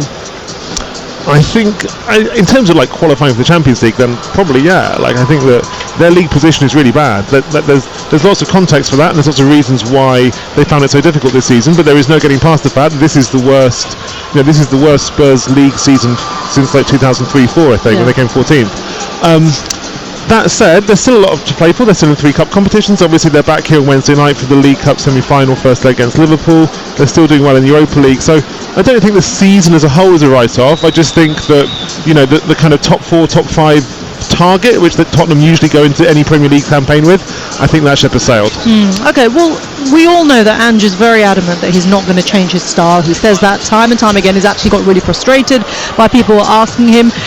But okay, so if he's not going to change his style, is there a problem with how he solves issues and problems in game? Because when Spurs have their backs against the wall, it doesn't feel like anything changes, and that's regardless of the injuries crisis at the moment. Everyone is still asked to play the same way, even when the players who play that way aren't available to him. Is that a bigger problem, that perhaps he just doesn't have those problem solving skills on the go? Yeah, I think this is such an interesting dilemma with Ange. Like, I think it seems to me like this is one of the most unique things about him, is the way that he's so adamant about the style of play, and sometimes it makes perfect sense. Then sometimes when you see Fraser Forster or Radu Dragusin struggling to play out from the back, you do wonder why not play to the strengths of the players you've got on the pitch, rather than playing to the strengths of players you would like to have on the pitch. That's how it sometimes feels to me. I do think they've been a little bit more moderate maybe in the Wolves game. I think they compromised a few small tactical things, but Joe, in the main, he is so ideological. And he always says that it's for the long-term health of the club. Does he explain to you exactly what that looks like? I think what he means is, if you want to be a really successful team, you need a really successful set of ideas, which everyone's bought into. And he might well look at, Klopp's Liverpool, Arteta's Arsenal, Guardiola's City, and say that, look, it wasn't always easy going in the first year or two, but it was only because they had this incredible belief in the manager's ideas they got to the place they ended up in. Absolutely, but all three of those people that you've identified have played in different ways in order to get results, and have changed things in order to maximise game state. That is certainly true. I mean, if you remember like the first year or two of Arteta's Arsenal, like when they beat Chelsea and won the FA Cup, they were so different. They played back three, they were really defensive, men behind the ball. They didn't really try and play like an awful lot of possession football. So I think this is what makes him so unique. And frankly, the more I think about Ange, the more I think the manager he really reminds me of is not those guys, but someone like Bielsa, who is just completely like religious in his focus on his style of play. And also, like Bielsa, he requires an unbelievably high level of physical output from the players for it to work on the pitch. And if you don't have that, if one thing goes wrong, then the whole house of cards falls apart. Tell us a little. Sorry, one more question just on the fitness thing. I just wanted to ask you whether or not you thought that the VAR really impacts Spurs more than a lot of other clubs, because they play such a high line that when you're in a situation where you're playing sort of almost an offside trap, ball goes over the top, the players are asked to do a lot more dynamic running back in order to cover that, even when there are obvious offsides that are not flagged until 5 or 6 seconds after that. And I wonder if that actually has contributed to the level of injuries that they've had. I don't know specifically, but I wouldn't be surprised. I think that this modern issue we have with VAR, which is that the flag doesn't go up even when the player's clearly like 3 or 4 metres offside. Like, the only reason they're doing this is basically to make the VAR process smoother, but it's killing the players on the pitch. Like, we've all seen, I remember I used to think this watching like Liverpool. Like, you'd see Alexander-Arnold and Robertson having to run back towards their own goal to chase after a player who they knew was offside, and it can't we all know that in the way that Spurs play, Udogie and Porro have to do so much running. Obviously, Udogie's now out with another hamstring injury. He's going to be out for, I think, 6 weeks. And it's the last thing these players need, is having to make runs that they shouldn't have to be making in the first place. Tell us, or take us inside that press conference room, because we see those snippets, don't we, on news outlets. But What is it like when you're sat there with him? Because sometimes Sam and I have discussed it off air, and it kind of goes to show how interesting our conversations are off air. I was saying, when as a Spurs fan, for example, look at that Carabao Cup quarter-final against Manchester United. My point is, okay, you're wedded to your principles, but you've got to win this game at all costs. It's not about being entertained, but he's very, very defensive about what he thinks is his way of doing things. What is he like when you're in that press conference for 10 minutes, 20 minutes? How hard is it to actually get to the crux of the matter? Are you even able to ask him these questions anymore? Because my question to him would be, well, would you rather be entertaining, or would you and let Manchester United back in the manner that we did, or do you actually just want to get to the blooming semi-final of the cup? Which one is it? So how hard is it to kind of get to that when you're in that room and he's saying, well, this is what I do, stop asking me? Yeah, it's interesting. I think in those press conferences you do get a sense of one of his great strengths as a manager, which is his ability to make a persuasive case to people for his ideas, and that's really like what his management rests on, is his capacity to do that and to persuade the players. And frankly, I think he's actually been successful in that, because I think the players are on board with the style. Like, the players like playing this way, and they want to make it work for him. And if they didn't want to make it work for him, then Spurs have been in a much worse situation than the one they're in at the moment. Equally, there is always a thing with Ange, which is that I feel like he is often on the lookout for a question that he thinks is trying to catch him out, and so sometimes he'll try and kind of catch you out, and he'll try and turn the question back on you when you ask him. What do you think about how the fans are feeling? I'll reach over and speak to Steve. Steve's a big Tottenham fan. I know he's a little bit frustrated. But what's the feeling of the Tottenham fans? I know it's difficult to take a bellwether of all Tottenham fans, but you must get a lot of feedback. Yeah, I think it's pretty mixed. I think there's a lot of fans who are very much supportive of the manager. There's a lot of fans who are more critical of the manager, and lots in between. What I do think is different about this season is that with previous struggling Tottenham managers, the focus is always on what's Mourinho doing wrong, what's Conte doing wrong, what's Nuno doing wrong. But right now, I think the focus from the fans is more on, if it's not working, is that because of Daniel Levy? Is it because of the board? And therefore they're not simply blaming Postecoglou for the problems that Tottenham have got. So even though you'll meet people who say, I think they're too attacking, or they don't defend properly, they will also say, yeah, but Daniel Levy hasn't given him the tools. In my experience, it's when the pressure goes on the boardroom and the ownership, that's when the manager's most volatile in his position. I don't know whether you'd agree with that or not.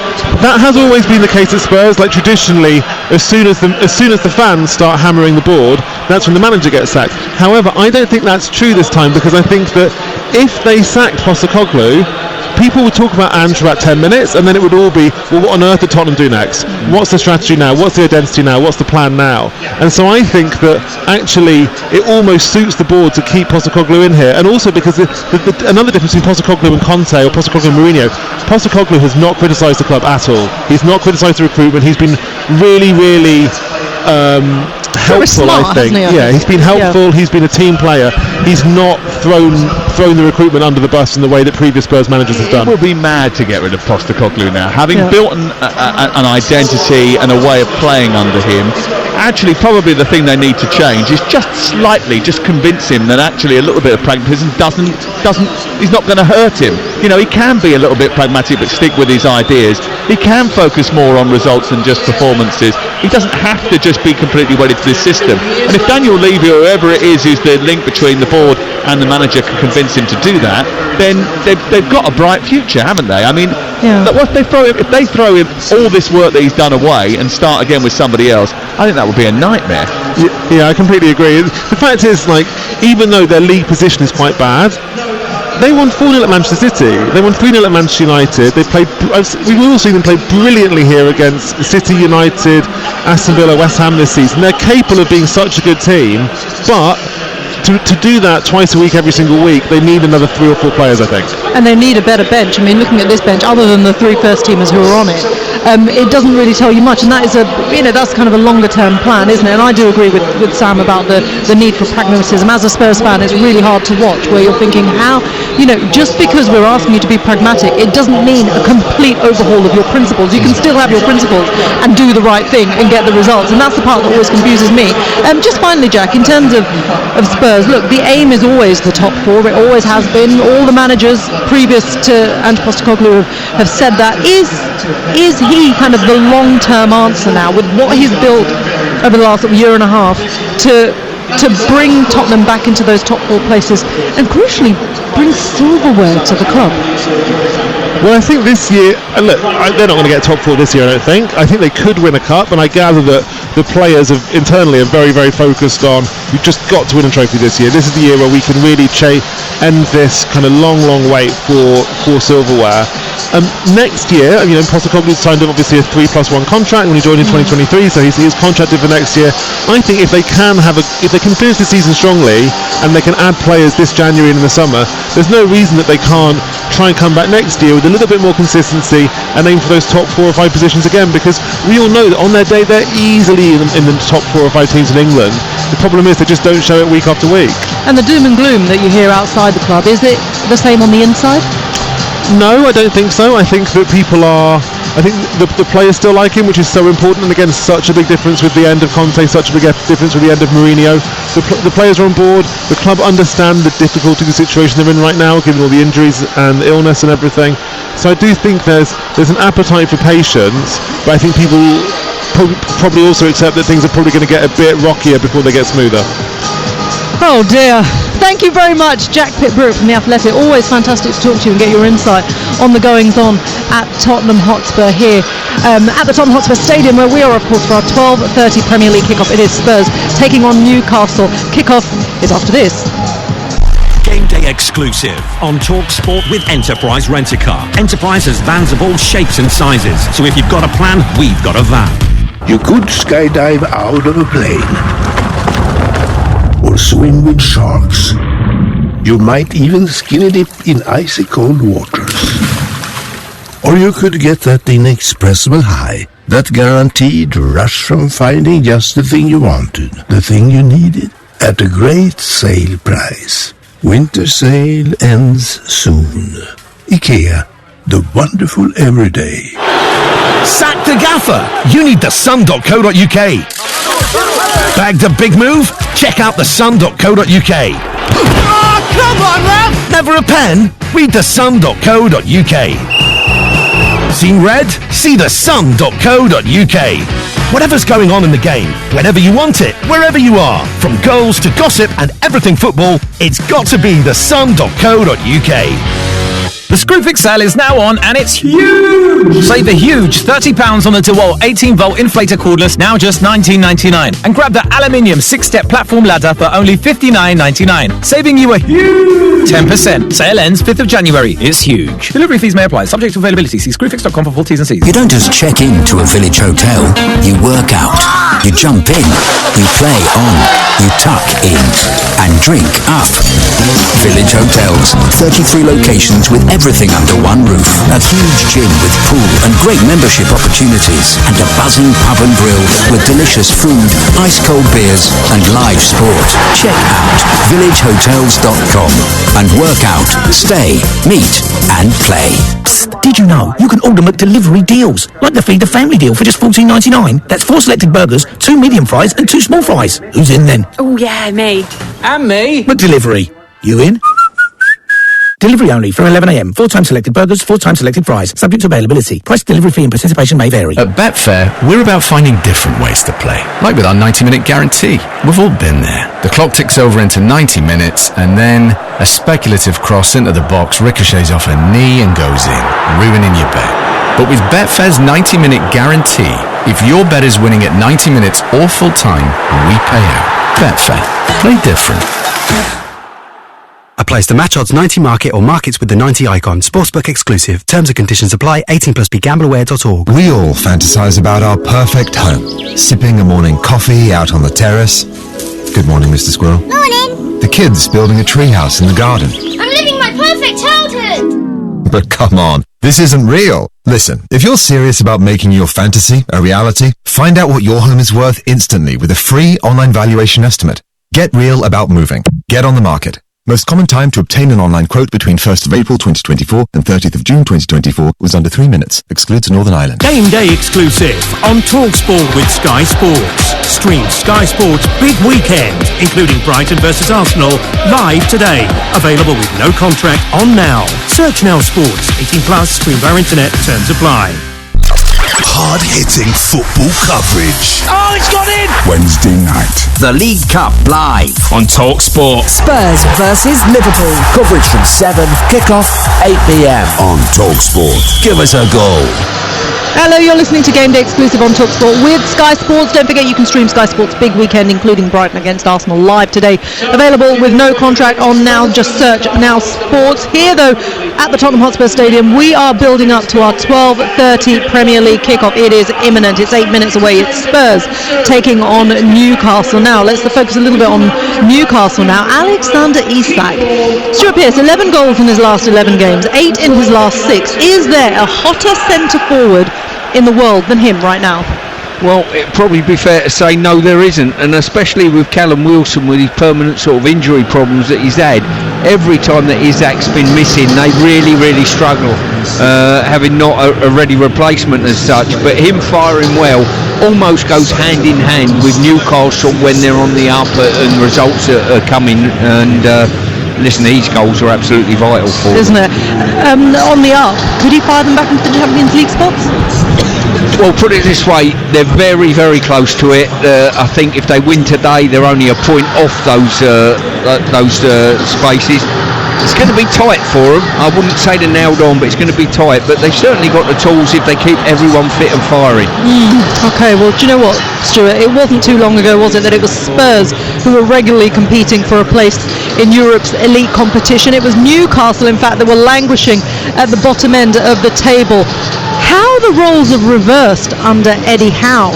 Newcastle now, as you say, there's no reason why they couldn't. They are serious contenders to secure continental football for next season.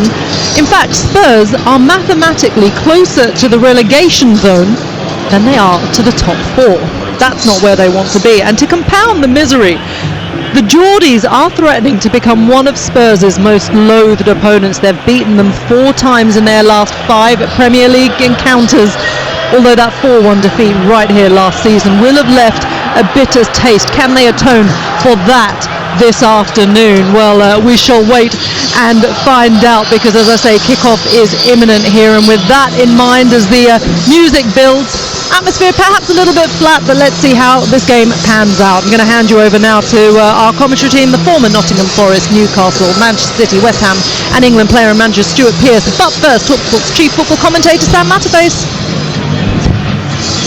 Hello and welcome everyone to the Tottenham Hotspur Stadium in North London. We are high up in the West Stand at the front of the 5th floor of this now world-renowned arena, famous for its huge golden cockerel away to our right on the top of the biggest one-tiered stand in England. It is a superstructure to host the elite, and the man who is going to be in charge of England's best today attends his first game as the Three Lions manager, and Thomas Tuchel has chosen this one. Predicting his first 11 when they take on Albania on the 21st of March is like guessing what the result will be here. 9 England potentials start the game, 12 England qualified players are on the bench.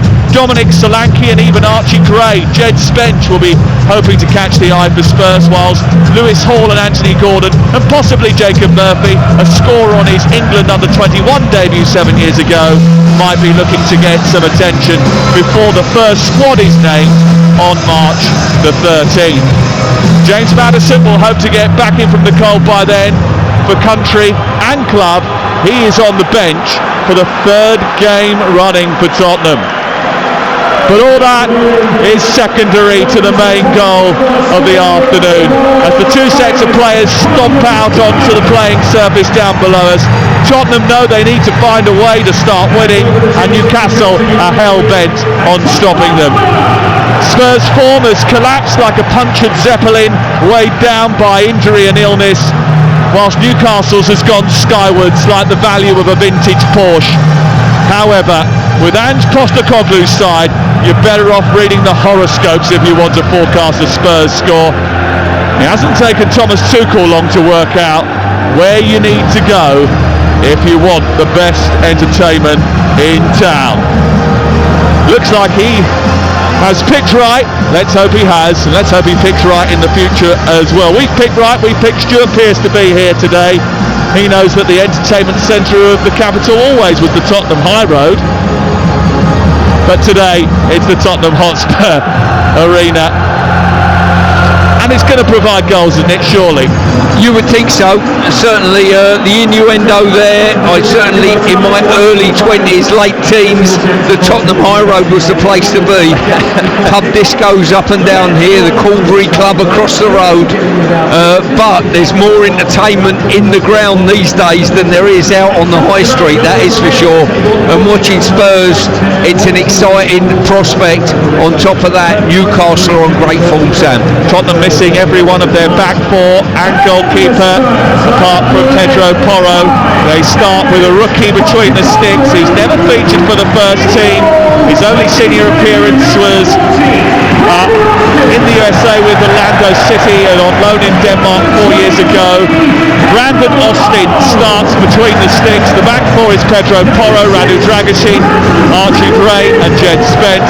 Pat Sarr, Lucas Bergvall are the two holders in midfield. Kulusevski is the attacking midfield player, with Brennan Johnson on the right hand side, Timo Werner on the left and Dominic Solanke through the centre. The bench looks like this. It's Alfie Whiteman, Sergi Reguilon, Heung-min Son, Yves Bissouma, Madison Lancashire, Dorrington, Olasisi and Hardy. 4 players who have graduated from the Spurs youth setup are on the bench alongside Madison, which is a surprise. Bissouma and Son also catching the eye. Sergi Reguilon, who they hardly ever use. What about Newcastle United? Martin Dubravka is in goal. Still no Nick Pope. Tino Livramento comes in at right back. Sven Botman, Dan Burn, Lewis Hall the back four. Bruno Guimaraes, Sandro Tonali and Joel Linton the 3-man midfield. Jacob Murphy on the right, Gordon on the left and Isaac up top. Referee is Andy Madley. The VAR is Chris Kavanagh. Also this lunchtime 8 EFL fixtures including Blackburn, Burnley, which is on TalkSport 2. Later it's Manchester City versus West Ham. Tomorrow the Sunday session comes from Anfield and Troy Deeney joins the Monday night game on TalkSport this Monday night. You want football? Well, the best of it is live in 2025 only on TalkSport. And Stuart Pearce, Tottenham in white shirts with dark shorts, attacking the goal away to our left at the start of the first half. It's the 90s vibe of the claret and dark blue hoops and white shorts of Newcastle attacking the goal away to our right. How do this Spurs defence and rookie goalkeeper repel an attack that has scored 18 goals in their last 6 Premier League games? Well, they're going to have to certainly deal with the front three of Newcastle. Isaac on outstanding form at the moment, joined by Gordon and Murphy on the flanks, and I think this game certainly is going to be won and lost in the wide areas. Full back against wide players, wingers if you like, is going to have a major outcome to the result today, Sam. Big problem for Tino Livramento, who has just jinked in past Lucas Bergvall and then collided with a Tottenham Hotspur player. He's got it right in the midriff that it looks like he has got early damage to that area, which is going to cause him some serious pain. He went past Werner and into Bergvall, and Bergvall just sort of collided into his side. I don't know if he's got a rib injury here, but it was a significant injury because straight away he flagged that he needed treatment, and after playing on initially, the referee, who today is Andy Madley, decided to stop the game straight away, and Kieran Trippier went sprinting down the touchline to get prepared and ready for action should he need to. Yeah, the one thing they have got, Sam, if this is a real problem for him, it looked as though he just had the stuffing knocked out of him, really. 2 players going in opposite directions colliding. The good thing was he wasn't sort of still when he went to the ground. His legs were moving, he was flapping around a little bit. That's normally a good sign that it's not too bad. But what a ready replacement you've got if Trippier's to come on for him. Yep, they've already had to make adjustments to that back four today.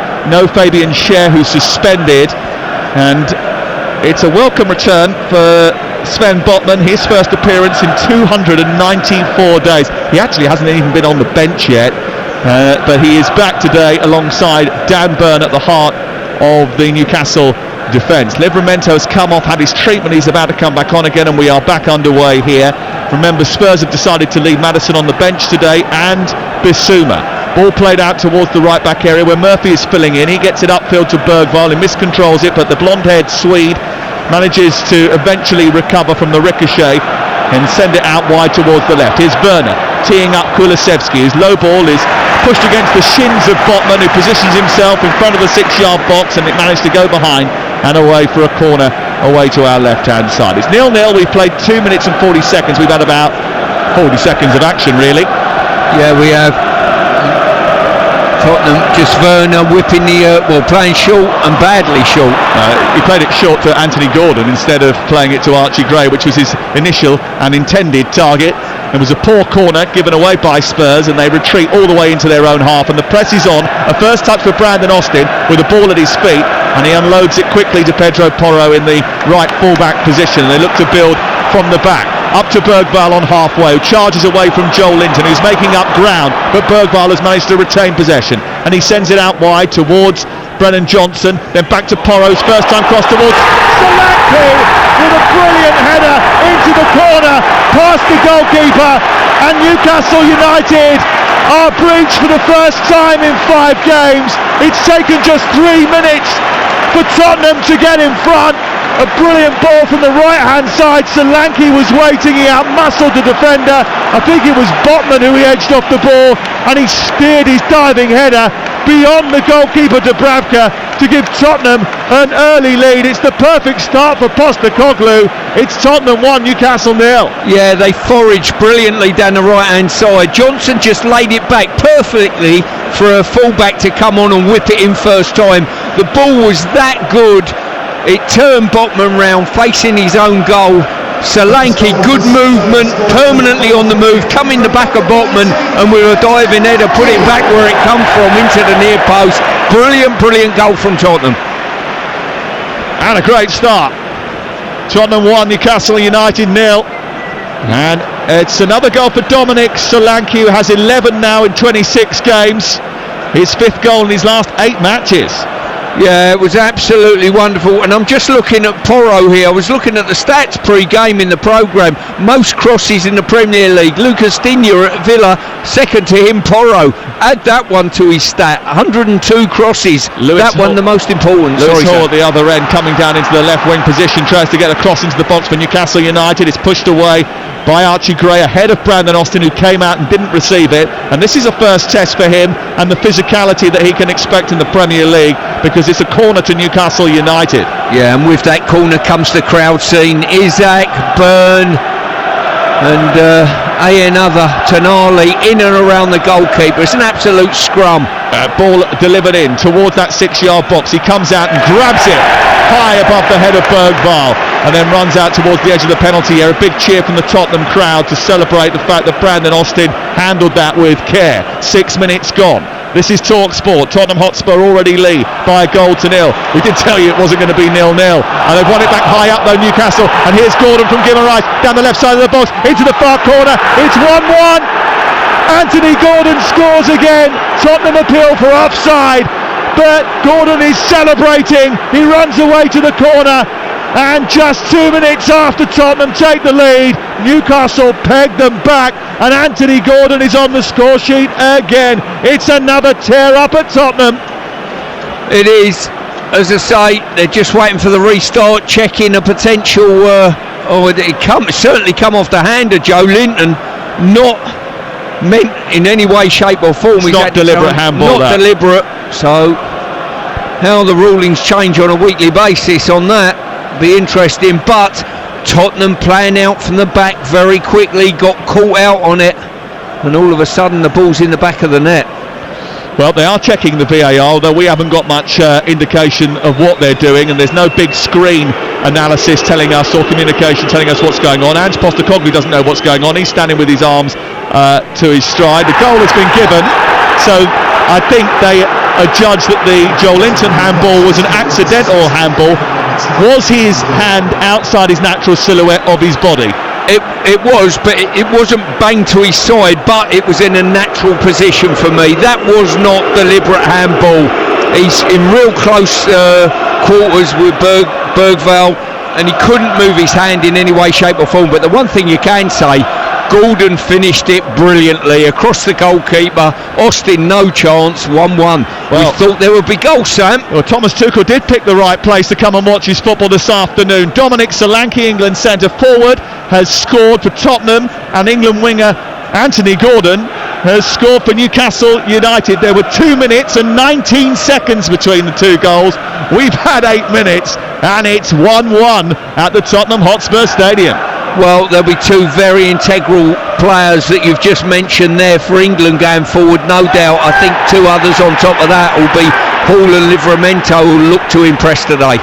Porro has been what he thinks fouled inside his own half of the field. It's turned back out towards the left. Murphy has won it off Jed Spence. It's won back by Pap Sarr on the edge of the centre circle. It goes back to Pap Sarr from Jed Spence, and Eddie Howe is right on the edge of his touchline. The referee is getting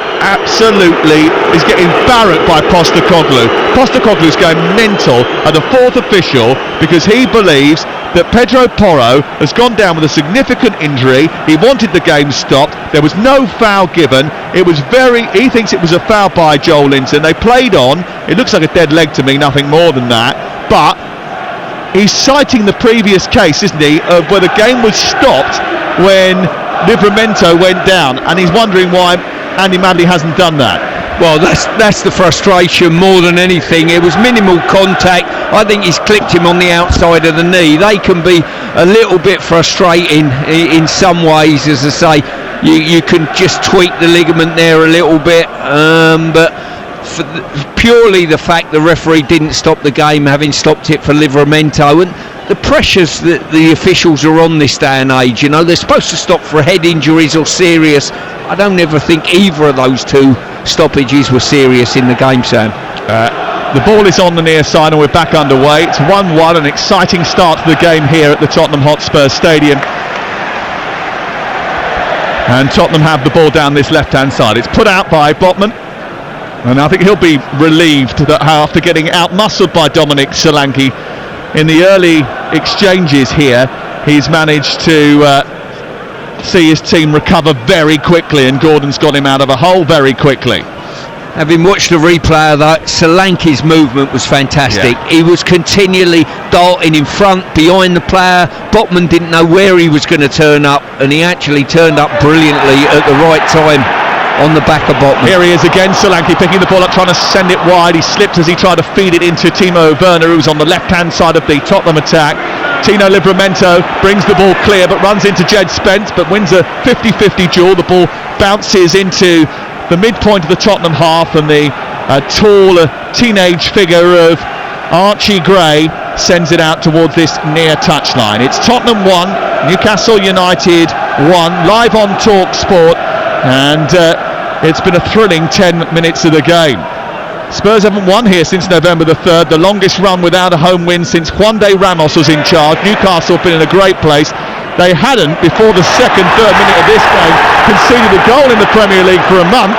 Here is Porro bounding his way into the box. Johnson sets it back towards Solanke, whose shot is repelled into the air by Botman. Comes back to Sarr, his right-footed effort straight down the throat from 25 yards from the middle of the D into the path of the goalkeeper Dubravka, who just sits upon it, and it remains 1-1. But I don't think we're going to be short of things to talk about over the course of the next 80 minutes, Stuart Pearce. You're certainly right. We're 11 minutes on the clock at the moment. The ball's probably for injury has been only in play for maybe 8 minutes of that, and the excitement, the goals, they're coming thick and fast. Well, again, another complaint from the Tottenham supporters that the decision has gone against their team. Lewis Hall, another one looking to impress Thomas Tuchel, sends the ball out from left back to another England qualified player in Tino Livramento. Back to Bruno Guimaraes, into Isak. Good football this by Newcastle United. Sent on a little bit too heavily by Isak, asking too much of Jacob Murphy, who went scurrying forward in the right channel, looking to get up towards the edge of the penalty area, and it's cleared away by Brandon Austin. But here comes the Newcastle press, putting Dragusin under pressure. He's got nowhere to go, and Isak goes across and gets something on the ball, and eventually Dragusin gets a little bit lucky with his outball towards Archie Gray, who launches it upfield, and Hall's got a problem holding off Solanke. He's done that, and then it goes back towards to Botman. Was there a foul there or no? Handball by Solanke. As I say, the ball was up at chest height. He's just helped it on slightly with his arm. The referee's picked up on that. At that stage, Newcastle had dealt with any problems anyway. Nice of Dragusin to make it nice and comfortable for his new goalkeeper, by the way, at the other end, Stuart. It certainly was. As I say, they overdo it. You can smell the danger. The only ones who can't is the ones in the white shirts in the back line. Yeah, it's almost as if you just want to test to see if they haven't lost their sense of smell, isn't it? Because they don't seem to realise that it's coming. And Newcastle's press is always aggressive, and it's been at its most intense over the last 5 or 6 games. 1-1 the score here. Yeah, if Newcastle haven't worked on pressing hard from the front, I'll be astounded. They obviously have. Just looking at Botman, he's panicked on a couple of occasions, been found out by Solanke for the goal slightly, which is harsh on him, but good movement. And a couple of times balls into the channel, he's just panicked a little bit. Maybe it's that game sharpness, Sam. Well, he hasn't played for 294 days. Yeah, so it's a long time out. It is a very long time out, but he's an accomplished defender, and he will have a bit of ring rustiness. And Newcastle have the ball on their back line with Dan Burn, who works it wide towards the left. Collected now by Lewis Hall. Both these two teams have got big matches this week, huge fixtures. 3 huge competitions, the FA Cup, the Carabao Cup semi-finals, and of course this in the Premier League. Joel Linton has taken the ball down into the left wing position and then put it straight out of play when he tried to play backwards. Newcastle, if they have had troubles though, they have come largely in London. The last goal they conceded was on their last trip to the capital, and they've conceded here today after 14 minutes. Pedro Porro just outwitting Bruno Guimaraes, who slipped over. The ball then cannons against Anthony Gordon and spirals into the front of the post. There's a collision between Joel Linton and Lucas Bergvall. Bergvall is claiming he's got a whack on the back of the head. Joel Linton is pleading his innocence, and Andy Madley has gone over to try and sort out the confrontation. Oh, yeah, he's just given him a little rogue elbow there. Bergvall sort of stepped across his line slightly, or put the brakes on to spin, and he's just copped for an elbow on the back of the head. It was a little tussle, wasn't it, between Joel Linton and Lucas Bergvall, the screen. I wonder whether VIR might look at that as possible violent conduct. Oh, thrown straight to Joel Linton by Pedro Porro, then picked up by Gordon. There was a foul from behind there by Dragusin, who's a rash challenge on Alexander Isak. That's going to be a free kick 10 yards outside the box. You know what, some of the best games I see is when the referee doesn't pick up on little things and just keeps the game rolling. I think there was a situation there. I'd be disappointed if I was Dragusin there. He's come through the player slightly, but he's took the ball. For me, it's play on. Can we go back to the old days when we didn't have as much scrutiny on all of the decisions and we just let the game flow? Even so, modern day games, sometimes the referee lets it go and the players pick up on that and they know not to go down to the ground cheaply. Here is the free kick for Newcastle, wide on the left hand side. Porro and Isak have been caught confronting one another. The referee's going to have to sort that out. Pedro Porro has thrown himself to the floor. Dan Burn has gone over to intervene. We still await the free kick, which is taking place 8 yards outside the penalty area, wide on the left, with the wispy Gordon with his right foot looking to swing it in, or maybe an outswinger from Lewis Hall. It is going to be Gordon, the in-swinger, to the back post. Brandon Austin comes out and claims again. Good hands, and then he bowls it out towards the near side looking for Kulusevski. Couldn't find him, and it comes back via Livramento down the Newcastle right. He quickly speeds up into the right wing position, then loses control because he took his eye off it. It deflects off Jed Spence and goes out for a throw-in fortuitously for Newcastle United. 17 gone, Stuart. It's 1-1. Yeah, I was just looking at that free kick that was coming in. I'm looking across the back line of Tottenham, and I'm thinking, where's your dominant headers in there? You know, Gray, you've got Gray, Spence, Bergvall, Johnson in the line, Werner in the line. None of them you look at, even the likes of Dragusin, you know, I'm not sure about. Yeah, well, a lot of them are on the sick bed, I'm afraid, and that's been a problem for Tottenham for a while, as Dan Burn rather agriculturally brings down Dominic Solanke and earns himself a yellow card, breaking up a promising attack as they look to charge up the field at quick pace there, Tottenham Hotspur. Solanke stopped in his tracks by Burn, that's a yellow card. Yeah, poor challenge by Burn, no need for that, in the centre circle, nothing to be gained by it, recovering defenders, and he's put himself under a touch of pressure now. This game's just being broken up a little bit by silly fouls and players going to ground a little bit. Just need it to flow a little bit. Yeah, don't ruin it. Tottenham certainly have had a lot of injuries and illness, and that should be taken into account, but it has been the unwillingness of the manager to adapt his approach that has sent a bit of finger pointing in his direction. He needs a result here today against a Newcastle side that are in fine form. They've won each of the last 4 Premier League games, thrashing Leicester and Ipswich and beating Manchester United rather easily, and Aston Villa in recent weeks where they've benefited from a sending off. But they've already come from behind here to level things up at the Tottenham Hotspur Stadium. It's 1-1, and it was never going to be 0-0, was it? Tottenham have gone 100 Premier League matches without a goalless draw, going back to April 2022. I think when you look and decode the game, Sam, up to now, Tottenham have worked really hard for their goal, got a really good goal, that you couldn't really blame any of the Newcastle players. And Newcastle have got a goal through Tottenham playing out from the back and getting loose. And as I say that, Botman has nearly given it away to Werner at the back. And he's just overstruck the ball, so it dribbles out and away for a throw-in in the right full-back position. Notts County leads Swindon in League 2 by a 1-0. There are quite a few games that are going on today. There was supposed to be another one in League 2. Cheltenham and Walsall went last night, and Notts County, beaten by Walsall on Wednesday, ended a run of 3 successive wins, are in front against Ian Holloway's team in League 2. In the Championship, still 0 between Blackburn and Burnley over on TalkSport 2, and all the other games that kicked off at Stoke, at Swansea, at Burton and Cambridge are all goalless. Here's Kulusevski, this one ain't.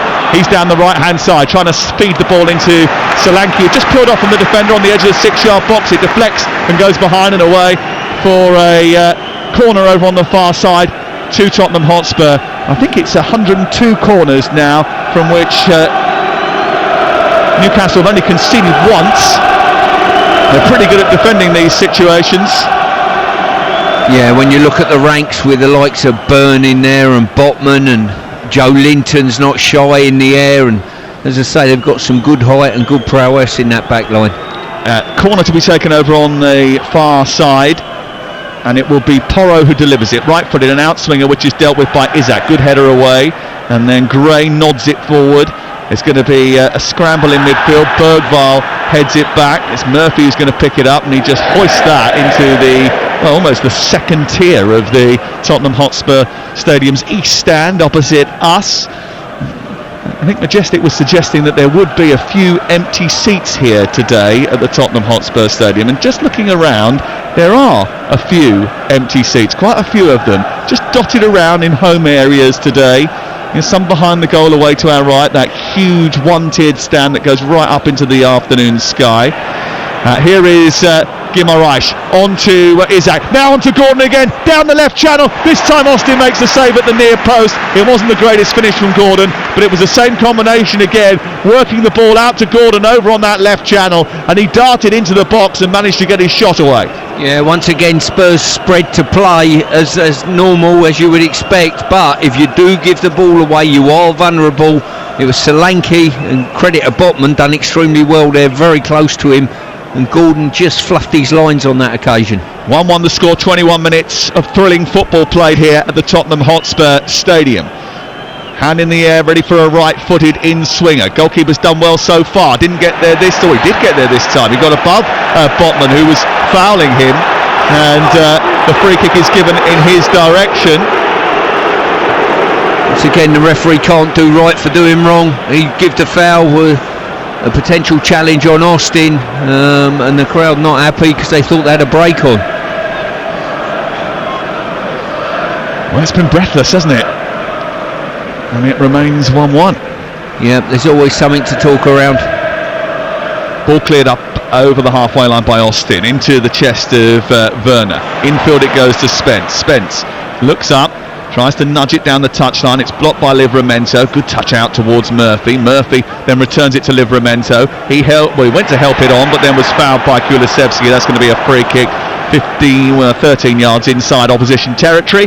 Wide on the right hand side. It's another set piece for Newcastle United, who racked up 22 shots against Villa on Boxing Day, 12 against Manchester United. Have already had a couple here today and have already breached the Tottenham defence. The Tottenham defence, well, it's about as robust as a filter on social media.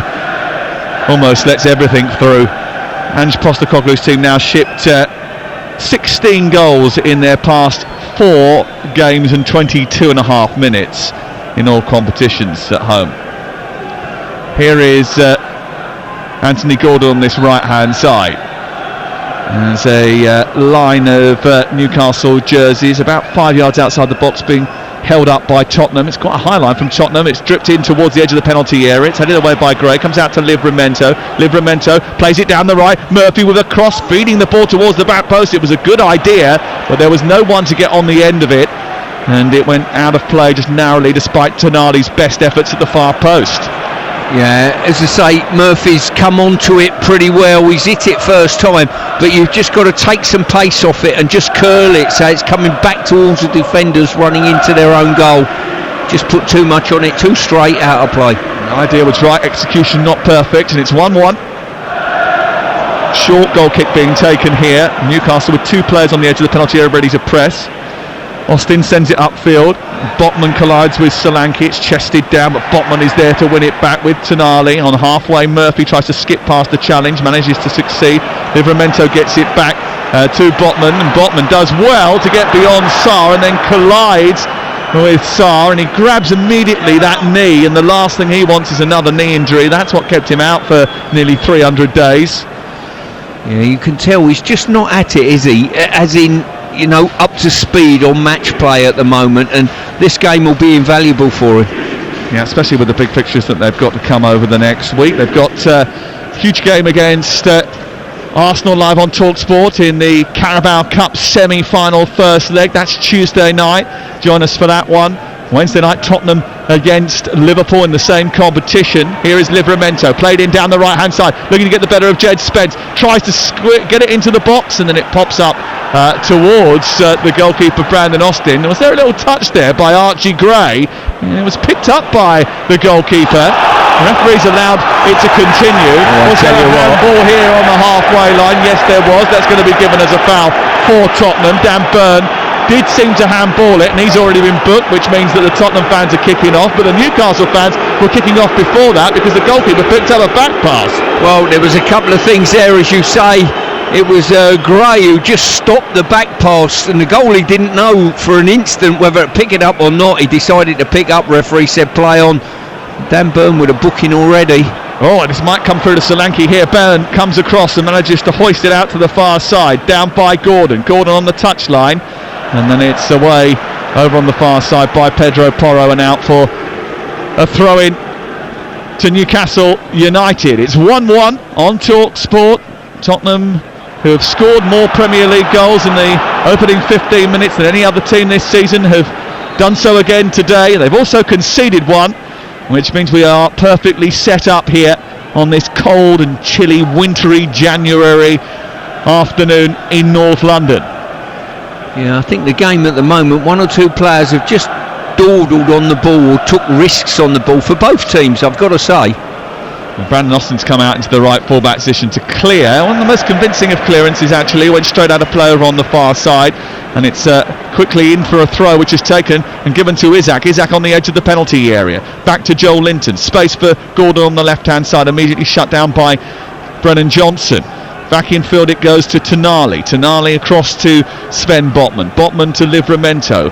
Werner comes back out. Murphy skips inside past Jed Spence, then goes to take on Kulusevski, who does enough to get something on the ball. Spence then tries to bring it clear for Tottenham, but he's being engaged by Murphy and Guimaraes, and it's a real tactical game of cat and mouse at the moment because both teams love to high press and put pressure on the ball. Yeah, Newcastle have just gone man for man basically. When Spurs have got the ball at the back, they've gone man for man, said OK, your goalie will be your spare man, but we're coming to press. Here is Gordon, lovely ball into Isak, then on to Bruno Guimaraes, further wide onto Joel Linton, down by the corner flag, looks to go round the outside of Pedro Porro, who quite happily commits to giving away a corner. There's a few boos for Joel Linton. He gives a little wry smile to those behind the goal away to our right hand side as he sets up another set piece opportunity for Newcastle as they have a corner over on the far side. I've got to say, I enjoy his personality, Joe Linton, as a player. I've never met him, but I like his personality on a football pitch. Corner goes short to Murphy and then to Gordon, who's 10 yards outside the box. He tries to get it into the area. It's picked up off the ricochet by Werner and he charges forward for Tottenham right down the middle of the pitch. Gordon does his defensive work well and Livramento comes across on the cover to push the ball out on the near side. 28 minutes gone, it's 1-1. Sarr out towards Pedro Porro, 30 yards from goal, strikes it towards the top corner. It's overhit and it goes away out on our left. Bristol Rovers have taken the lead against Cambridge in League One. Bristol Rovers under Inigo Calderon now, and Cambridge are struggling a little bit. They've lost each of their last 4 league games. They're behind at home to Bristol Rovers. You're listening to TalkSport. It's Tottenham 1, Newcastle 1 with Sky Sports, and don't forget you can stream the Sky Sports big weekend including Brighton versus Arsenal live today, available with no contract on now. Search Now Sports. Ball up to Joel Linton from the goal kick. Long goal kick from Dubravka. He holds it up well, Joel Linton, and plays it out to the left. It goes deep to Byrne, and then just in front of the centre circle inside his own half is Botman. Botman back to Bruno, and Bruno Guimaraes all the way to the goalkeeper. I'll tell you what, both teams have got a centre forward that are quite happy to go chasing defenders down, and that gives the team real impetus to get on the front foot and start pressing. Solanke very good, and I'm sure he's impressed so far the new England manager in the stands.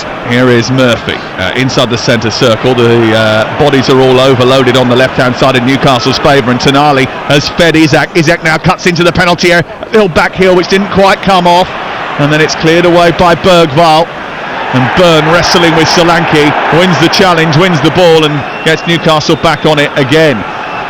Tottenham desperate to get up the pitch and try and squeeze up to the halfway line, but Newcastle won't let them do that. They have the ball going down the left again with Tonali. Back into Lewis Hall. Tonali once again receives it, holds it, distributes it back into the middle, and Bruno Guimaraes. Then on to Botman. Livramento wants it played wide, right on the touch on this near side. A first time pass into Murphy. The back heel to Livramento creates space. He gets into the box, tries to run down the outside and then runs into traffic, and Jed Spence just shepherds it behind and it goes out for a corner kick to Newcastle on this near side. Half an hour gone, you can't take your eyes off it. It's 1-1. Yeah, Tino Livramento there just holding his arms out to his teammates saying, well, I didn't have an option. I think, and it's happened a couple of times with him, I think when you get on the ball you've got to make something happen yourself. He's bursted into the box. You've got to have an idea in your mind what you want to achieve at that stage. Here's the corner on the near side to be taken by Lewis Hall. Before he can do so, Alexander Isak is being reprimanded by referee Andy Madley, and he's having a few discussions with the Swede, as once again they look to crowd out Brandon Austin, the rookie Spurs goalkeeper, 25 years of age but never made a senior appearance in England before today. As this corner comes in, he's having to fight for it, and Dragusan decided that the best course of action there was if you're going to wrestle in front of our goalkeeper, I'm going to wrestle you back, and he just basically picked up Dan Byrne, not an easy thing to do, and chucked him in the back of the net. Sam, if there's not a free kick of some description or an infringement in that melee, I'm astounded. Throwing on this near side, I'll tell you this: Tottenham 1, Newcastle 1, and for the latest odds you can head to Betfair, the official betting partner of TalkSport's Premier League coverage. Right now Tottenham are 5-2 to win the game, Newcastle 11-10 on, and the draw is 11-4, all thanks to Betfair, who are paying out on winning bets at 90 minutes with the 90-minute guarantee. Terms and conditions apply. 18+. BeGambleAware.org. Here is Tonali. Out to the right, and Murphy on to Tonali again, then into Bruno Guimaraes, who tries to feed the ball into Murphy, succeeds. Lovely ball into Ezak. Oh, and he touches it towards the far post and misses by a couple of inches. And Gordon, who wanted it on a plate for him instead, has complained to Ezak that he should have passed it. Well, I've got to say, I'm not sure you can pass it there. He's right. He's just inside the near post as he flashes across. You cannot pass that. He should hit the target, shouldn't he? He certainly should hit the target, it's fair to say. But I've got to say, a touch critical of Murphy's cross earlier. That one was on the money. Yeah, certainly was. You can see why he has 3 goals and 4 assists in his last 5 league appearances, Jacob Murphy. Another good ball into the box by him. As Tottenham come on the attack down the right, and Brennan Johnson is thwarted by Lewis Hall. It goes out of play, and it's away for a goal kick. Just in the last sort of 10 minutes or so, Stuart, Newcastle have taken control of the game. Yeah, they look as though they're the stronger of the two. Down this right hand side, been very good, I've got to say. Murphy got down into advanced areas, and where you want to see Isaac is between the goalposts. Well, Solanke has won the ball off Byrne after a high press from a goal kick, and they've got it back, Tottenham Hotspur, but very quickly Newcastle have got back into shape. It's come to Bergvall, 10 yards outside the box, right hand side, cross into the area, away by Botman this time, flicked further clear by Byrne, out on the edge of the box. Sarr tries to keep it alive, Tonali with a header, comes back to Sarr again, who heads it back towards Byrne. Byrne dabs it down to Joel Linton, he puts his foot on the ball, and now a chance to break, and it's 4-on-4 here. Newcastle steaming forward, they got Gordon to the left, on the right hand side is Murphy, Isaac is in the middle, Gordon picks it up, sends it down for Bruno Guimaraes, who goes down but then evades Porro, gets back up, the ball's nudged behind, it's out for a corner. Yeah, as I say, decent build up there. You probably needed a quicker player on the ball than Guimaraes. As he run with the ball, it slowed the attack slightly. He was the one who overlapped Gordon, and Gordon probably give him too much credit for being a little bit quicker than he actually was, you know. Yeah, he just got his body in between the ball and Pedro Porro, and then just took a little nudge and went down, and then put enough pressure on Porro that he forced the corner, which is about to come in from the far side. 34 on the clock, 1-1. This is TalkSport. The floodlights on a gloomy afternoon. Right-footed, right under the goalkeeper. This one who comes again and does it really well to punch Brandon Austin under severe pressure. I mean, he was caught in a Botman-Burn sandwich there, Brandon Austin, and still managed to get something on it. Yeah, he did, right under the crossbar, that one. As I say, I'm just looking. Yeah, it's probably Botman arriving just late was the one who infringed. Apart from that, everyone's tangoing with each other in the box, to be fair, Sam. Well, he's had a very good 35 minutes, I think, the goalkeeper, bearing in mind he hasn't played a game of senior football in England ever before. He's 25 years of age, and his last competitive football match was on the 21st of July 2021. Here is Holt. Holt back to Byrne. Byrne back to his goalkeeper, immediately dispatches out to the left where Joel Linton is waiting for a bit of space for Joel Linton here, the Brazilian, on the left touchline, gets up to the halfway line quickly. He's got Gordon racing down the left, and he's faster than Porro. He gets there, and Porro has to catch up with him and can't control what he's going to do with it next, so puts it straight out of play. Yeah, they've roughed the goalie up a little bit. The referee's in a vein at the moment of giving fouls against the goalie. If I was Newcastle, I'd probably just pull out a little bit and make runs rather than the crowd scene that are giving free kicks away. Well, this time, Dan Byrne still trotting towards that area, right under the goalkeeper. Tonali in there as well. Now they're again crowding that 6-yard box, which has become very heavily congested. And Gordon is going to deliver this ball right-footed into that area. Up goes Bergvall. He heads it clear, and then out comes Austin to try and get hold of it. And he does brilliantly. Byrne had a little kick out there at Brandon Austin, which was a little bit unnecessary. He's got to be a bit careful here, Dan Byrne. Jed Spence being chased by Tonali.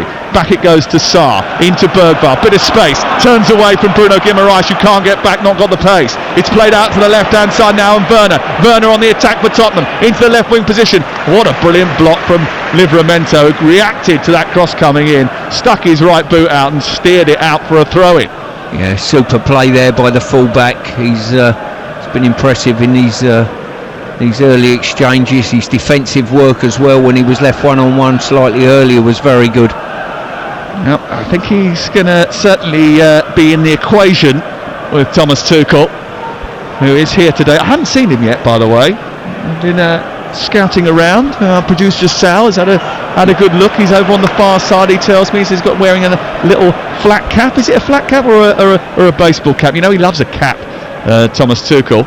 Here is Kulusevski trying to squeeze the ball into the box, defended well by Newcastle, who then look to break quickly. They've got Gordon on the left hand side. Isak is further up the pitch. He's on a race with Dragusan now. He gets there ahead of Dragusan and then tries to come inside. Dragusan comes across, and I think the ball had already gone out of play by the touchline, and it's away for a throw-in to Tottenham Hotspur. Yeah, apparently wearing a cap today. I wonder if it's an FA cap. I'm not sure they do them. I think they only give them out to northern managers. Oh, really? Yeah. What do you mean? Like who? Well, Gareth.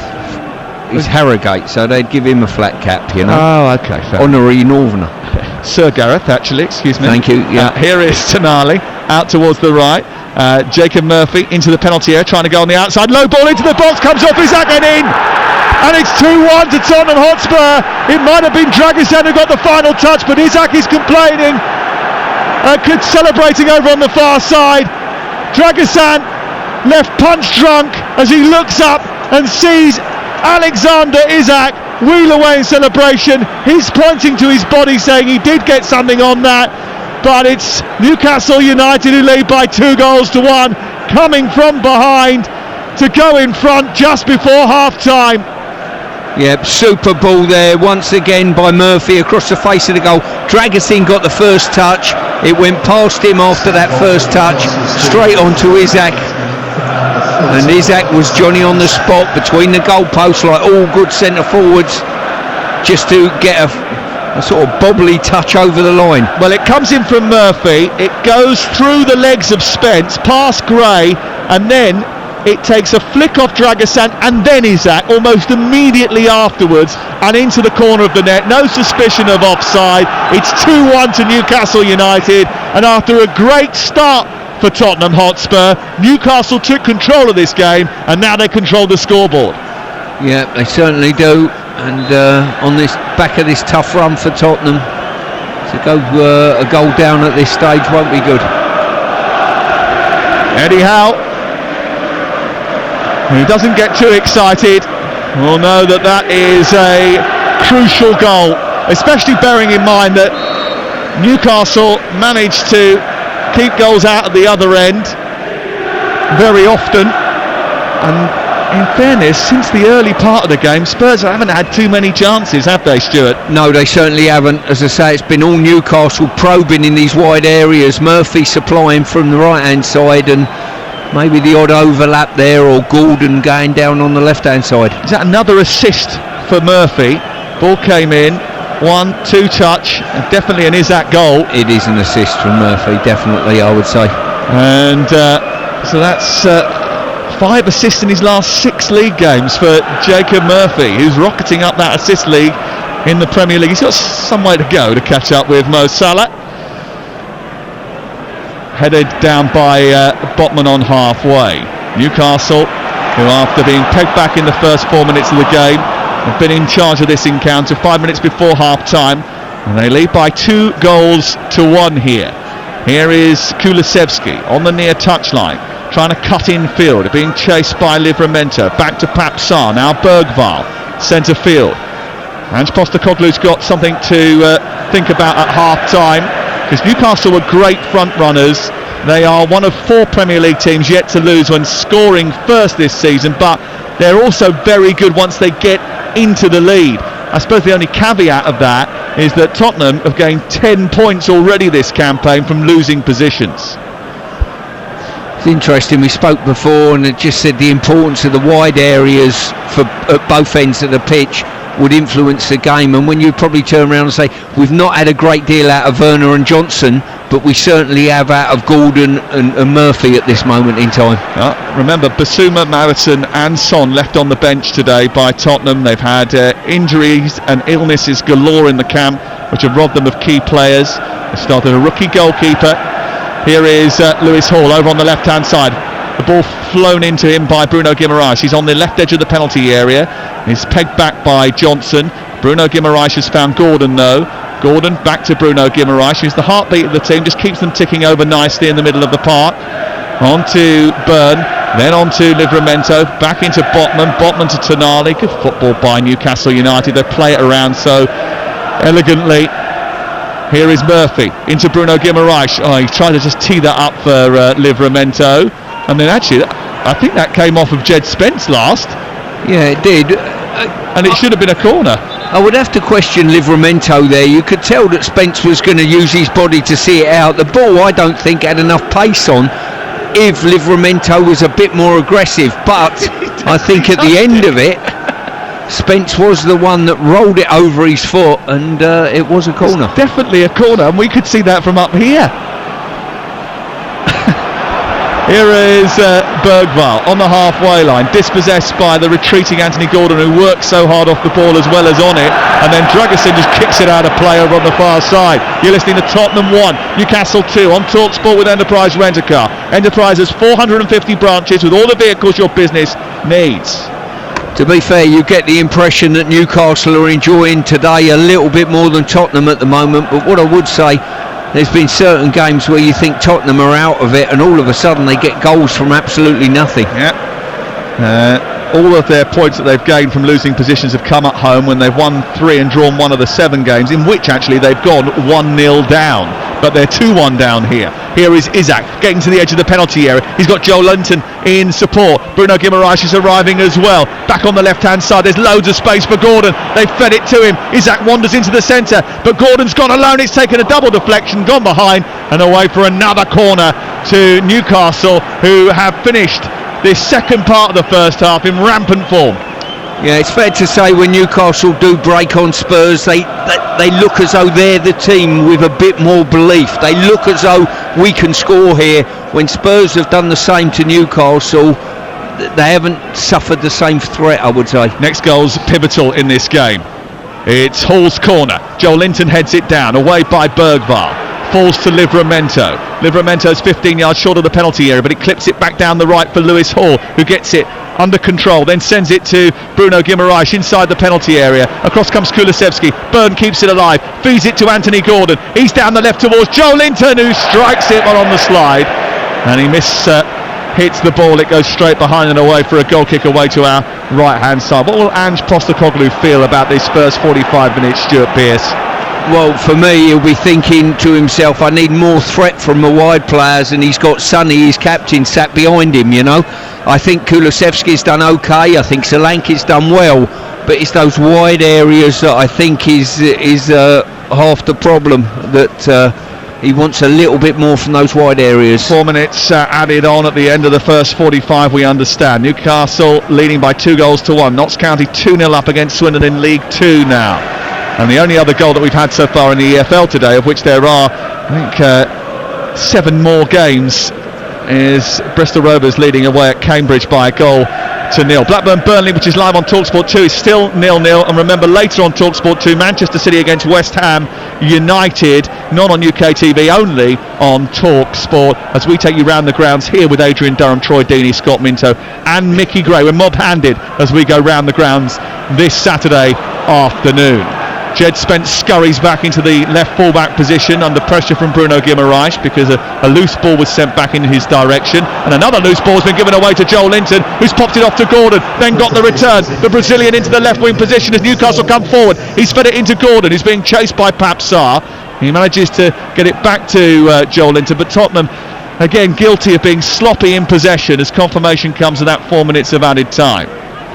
Murphy on the right now. Livramento goes down the outside on the overlap, but he goes infield to Bruno Guimaraes, and Newcastle happy and content just to try and control the last few minutes of this first half. Gordon dabs it down to Hall. Hall into the left wing position. More space for Gordon. It's all Newcastle United. They have it with Hall, who's dispossessed by Brennan Johnson, and then Pedro Porro will look to shoot it clear up towards Kulusevski. He takes it down, runs centrally, has 3 Newcastle players very quickly around him, and that midfield of Newcastle has been functioning so well in recent weeks, robs possession and sends it back towards the Newcastle attack. Murphy takes it on left side, cross into the box, goes towards Joe Linton, headed away by Dragoshin. Out towards the near side, but Livramento is there. I'll tell you what, Livramento's played very, very well this half. He's dealt with Werner very comfortably, and on top of that, he sprung off of Werner and got forward. It's Werner's worst nightmare, really. He can't beat him, and he's got to track him back 100 yards. Isaac into Joe Linton, inside the penalty area, but he just couldn't get hold of it, and it ran past his foot, and Gray just helped it back to Brandon Austin in the Tottenham Hotspur goal. It's Tottenham 1, Newcastle United 2. Alexander Isak and Anthony Gordon on the score sheet for Newcastle United, who came back from a goal down to lead here at the Tottenham Hotspur Stadium. An impressive response to conceding such an early goal in the game. I've got to say, Sam, I was up at the Rangers-Spurs game just before Christmas, and yes. Werner didn't play particularly well, got dragged at half-time and criticised by the manager. I'm not sure he's done a great deal better today, to be honest with you. He got heavily criticised by his manager, if I remember rightly. There's quite a chastening rebuke in the post-match press conference from Ange Postecoglou, whose team have had 2 shots on target in the first half, but have surrendered ball possession to their opponents. They've had 54% of it. And the expected goals tally reflecting the match, really. There's certainly Newcastle lead on that metric. And I think they've been the better team in the game, although Spurs have still got something in them, and the cross from the right-hand side has just outfoxed the goalkeeper, Dubravka, and it has to be tucked behind by Livramento, ahead of Timo Werner. It was a good delivery, that, from the right side from Pedro Porro right at the end of the first half. It certainly was. Porro put the ball in for the goal earlier. He's put a wonderful cross in then. Newcastle at full stretch to deal with it. And Solanke's gone near post. Joe Linton tracked him across that near post area as well. Here comes the corner. It's in towards the edge of the 6-yard box. It's an easy header away by Isak. It wasn't a great delivery by Werner. And then Anthony Gordon has put pressure on Archie Gray, and he's got away from Gray on the halfway line. He's tucked it into Isak. Bruno Guimaraes trying to get up on the outside, but Guimaraes loses out because Isak lost control of the ball. And Archie Gray can recover and get it back to Brandon Austin, but the press is still on, and Murphy is causing Gray problems, and now Isak has come across to double up, and the ball goes out of play on the near side. Isak thinks it came off Gray last. The assistant referee says that's going to be a throw in the Spurs in the left full-back position as we approach the last few seconds of the first half. I'll tell you what, Spurs were a control issue away by Isak from conceding a third, I think. Yeah, if he gets that under control and feeds it to Guimaraes, that's it, curtains, I would think. And they lead just by 2 goals to 1. And there is the half-time whistle, and a few groans from the Tottenham Hotspur supporters. Travel sickness is temporary, and maybe this form might just be permanent for Newcastle United, because Eddie Howe's team haven't won in London this season, but they are on such a good run, in such good form, even the capital can't crush them. Tottenham Hotspur took the lead in this game, but since then it's been one-way traffic, and Newcastle United have come from behind to lead at the break by 2 goals to 1. Sam Matterface, thank you very much indeed. Yeah, sort of a bit of a subdued atmosphere here at the Tottenham Hotspur Stadium, understandably so amongst the home faithful. Newcastle United, obviously, as you say, Sam, have the advantage here going into half-time. If you're Tottenham Hotspur, Stuart Pearce, that half-time couldn't have come soon enough, could it? Because they were being completely outrun by Newcastle, who looked totally in control. Yeah, the longer the half went on, the more Newcastle were gaining confidence, enjoying their football, finding little triangles, getting it into these wide areas, putting the ball in the box, and it was only ever going to look like Newcastle getting a third goal. I wouldn't be surprised at half-time, Resh, if Werner's hooked for Sonny, maybe. But at this moment in time, it looks all on to be a Newcastle victory. It really does, doesn't it? In terms of touches in the box, though, Spurs was with only 4, Newcastle with 18 in that first half. It just tells you where the majority of the play has been in this game, and Tottenham have a real problem there. That's the whole story of the game. Those touches in each box. Newcastle having conceded an early goal, which would have been a real blow to their confidence, and I've got to say it was an outstanding team goal as well from Tottenham. Really clinical cross into the box with a good set-up for the cross and a great diving header by Solanke, who I think he's played quite well, and Kulusevski's done reasonably well as well within the ranks, but aside from that, it's difficult to pick out a Spurs player. Yeah, as you say, it was a fantastic goal to start with, so that early kind of euphoria really dissipated very quickly. 2 minutes 19 between those two goals, and the Anthony Gordon's equaliser, and then of course Alexander Isak scoring late on, and Jacob Murphy with the assist. Tottenham Hotspur have shipped 17 goals in their last 5 games at home. Bearing in mind there's still another 45 minutes to be played. What can Ange Postecoglou do then to try and make sure it doesn't keep rising to 18, 19, and that they can actually get something from this game? I think it's the same story, you know, don't give away cheap goals at the back or cheap possession at the back or in your half. That's key. You know, Newcastle's goals come from that. Now, they'll be aggrieved. They'll say there was a handball in the build-up. I don't think it was deliberate. But they've still conceded a goal 30 metres from their own goal where they spread to play. So they've gifted Newcastle a way back into the game.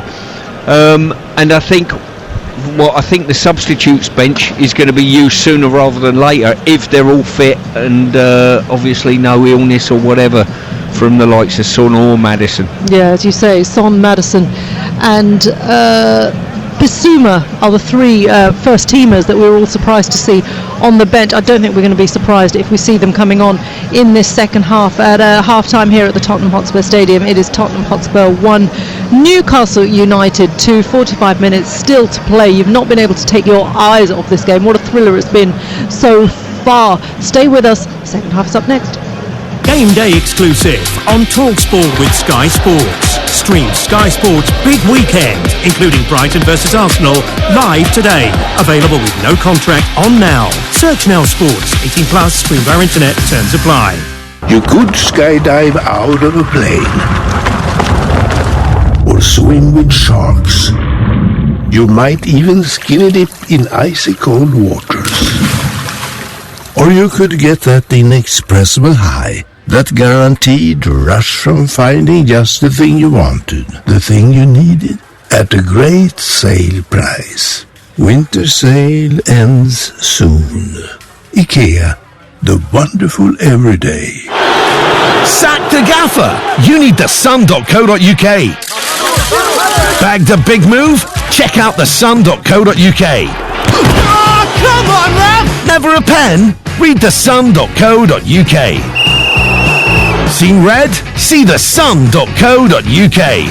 Whatever's going on in the game, whenever you want it, wherever you are, from goals to gossip and everything football, it's got to be the sun.co.uk.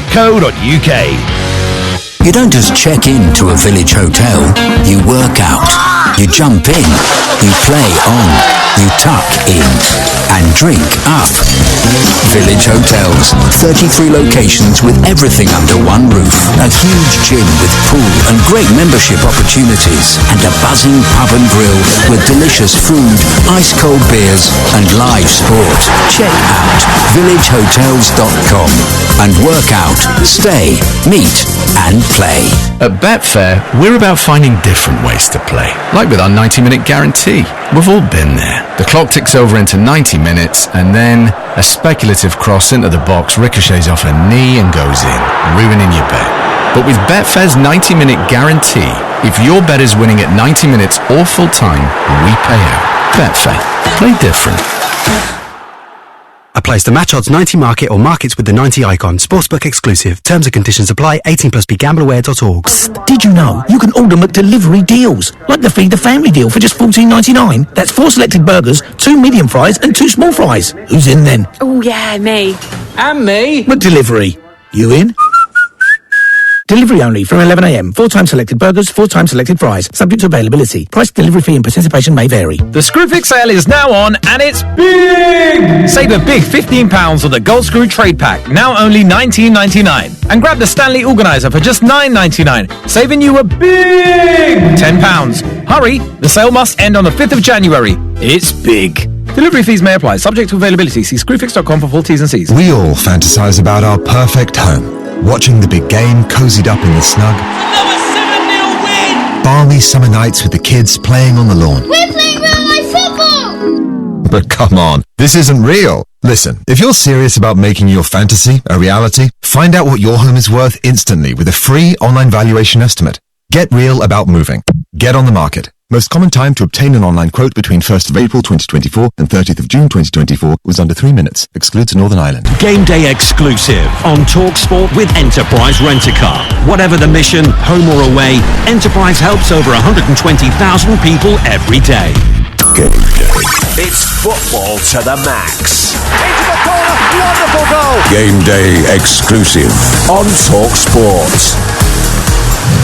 Hello there, you're listening to Game Day Exclusive live on TalkSport. We are halfway through our 12:30 Premier League kickoff here at the Tottenham Hotspur Stadium, where it is Spurs 1, Newcastle 2. Over on TalkSport 2 in the Championship, it's Blackburn 0, Burnley 0. Elsewhere, Swansea City and West Brom is also goalless, as is Stoke versus Plymouth in League 1. Burton Albion 0, Northampton Town 0, Cambridge 0, Bristol Rovers 1, and in League 2, Notts County 2, Swindon Town 0, whilst Bradford versus Grimsby is still goalless. We need a few more goals, don't we? Maybe people are too cold to score.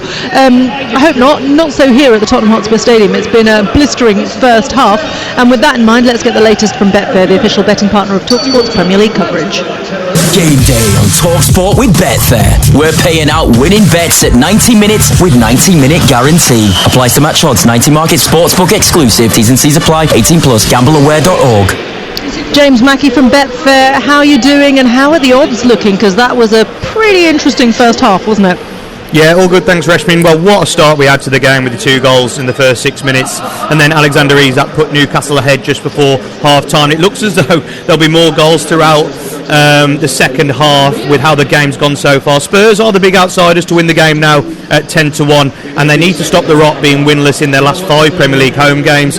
Newcastle, as you'll know, they're as short as 2-7 now to win the game from 8-11 pre-game, and they've been on the front foot, deserve to be ahead, and the draw is now 7-2 at the half-time break and needed for the charity bet to land. Well, indeed. Yes, this is the thing. I'll go on to it. But just first, we'll have a look at the player markets. Yes, let's do that. Because the player markets at half-time have Dominic Solanke. He got the ball rolling, didn't he, in the 4th minute with a superb header. And for him to grab a second any time is 11-4. And if you want to look at for him to get a hat-trick, it's you can back him at 25-1.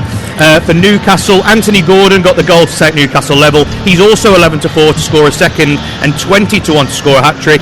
And for Alexander Isak, well, he should probably have 2 already. But for him to get a second, he's 7-5. And only 9-1 to grab a hat-trick. And just as we were mentioning the charity bet, well, if Sam would have changed his mind and gotten stuck with Newcastle. Yes. Sam. We all told you. We all said it.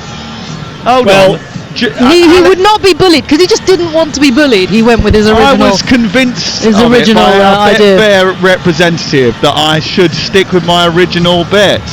Well, it was all just looking for the value in the price, wasn't it? But look, there's still a second half to play. But what I will say is Bruno Guimaraes foul, that's in.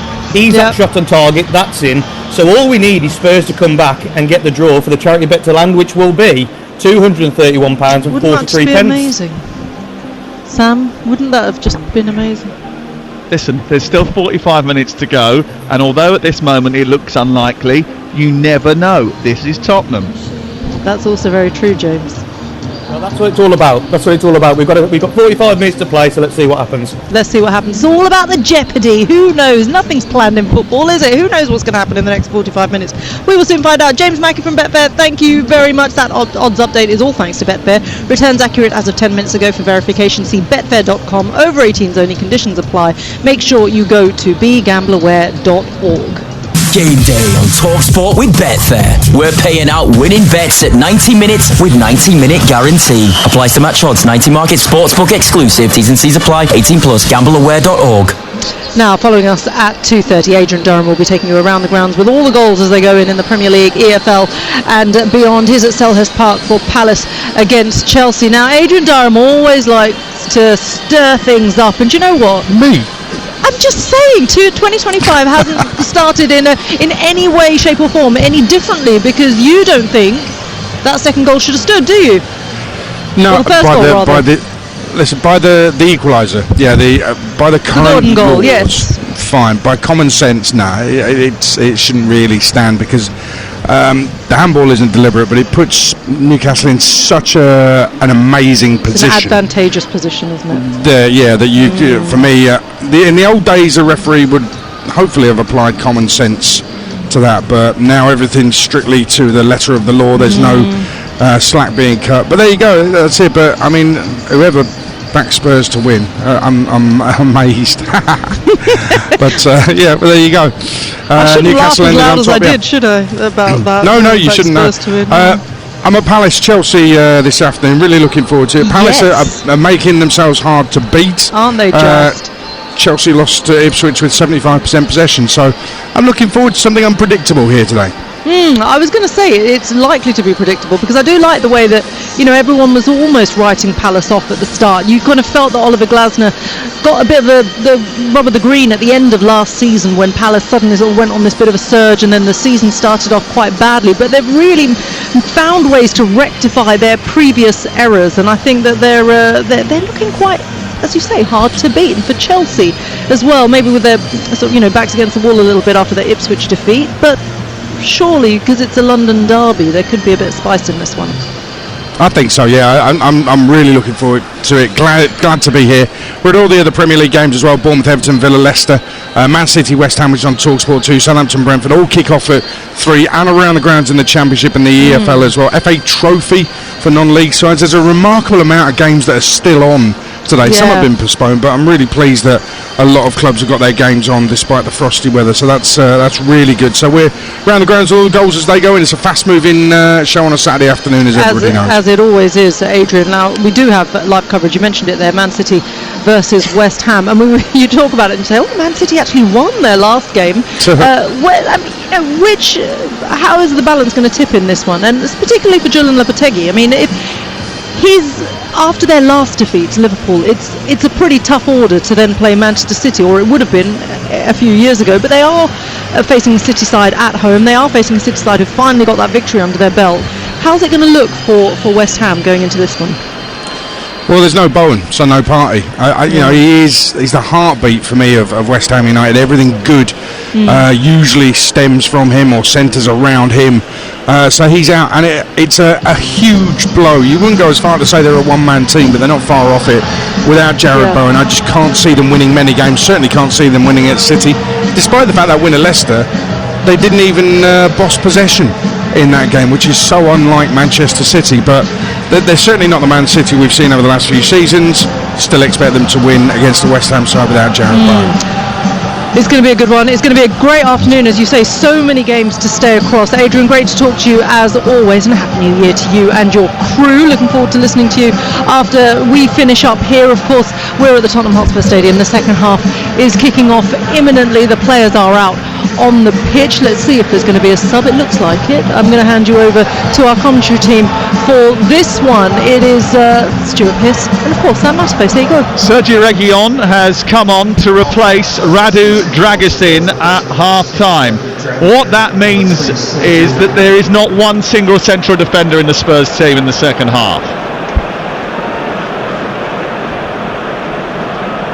Just thought I'd let that sink in for a little bit. So let's see what happens next. Looks like Jed Spence will go in alongside Archie Gray at the heart of the defence, with Reguilon at left back and Porro at right back. Is that injury, illness, tactical? Explain, Stuart Pearce. I really couldn't tell you. I don't think Dragusin's been particularly good. I didn't think he was. I think it was the Liverpool game, wasn't it, that they played not so long ago. I was really disappointed in his performance then, so it could be absolutely anything. Well, Sergio Reguilon has played 41 minutes this season. He spent last season on loan at Manchester United and Brentford, but he's back in the Premier League for Tottenham Hotspur for the first time in a couple of years, and it's cleared away straight away from the Newcastle defence and up towards Isak, who's on the charge early on. Gray comes across and puts it out, and I'll run through the 2-11s for you in just a second. But that is a significant change at the start of the second half, whether it's to do with form or indeed it's just a choice. Either way, it will generate debate straight afterwards. I mean, he didn't look injured, did he? No, but, well, listen, they did have a problem on that side dealing with Murphy. I don't know whether he thinks Reguilon would be a better bet dealing with him on that side. Kulusevski on the other side tries to get into the penalty area. It's cleared away by Botman and out for a throw-in opposite us. I'll go through the 2-11s and what that means really for Tottenham, who have made one of their substitutions here at half-time. They start with Brandon Austin in goal, Porro, Spence, Gray and Reggie on the back four. It's about as unconventional a Spurs backline as you can get, really. Pape Sarr and Lucas Bergvall, the two holders in midfield. Kulusevski is the number 10 with Johnson and Werner behind Solanke, who has scored already today in front of the England manager in attack. Here's Pedro Porro down the right, teasing ball into the box, not well dealt with. Solanke comes out, punched away by Dubravka, fired over the top of an empty net by Pape Sarr.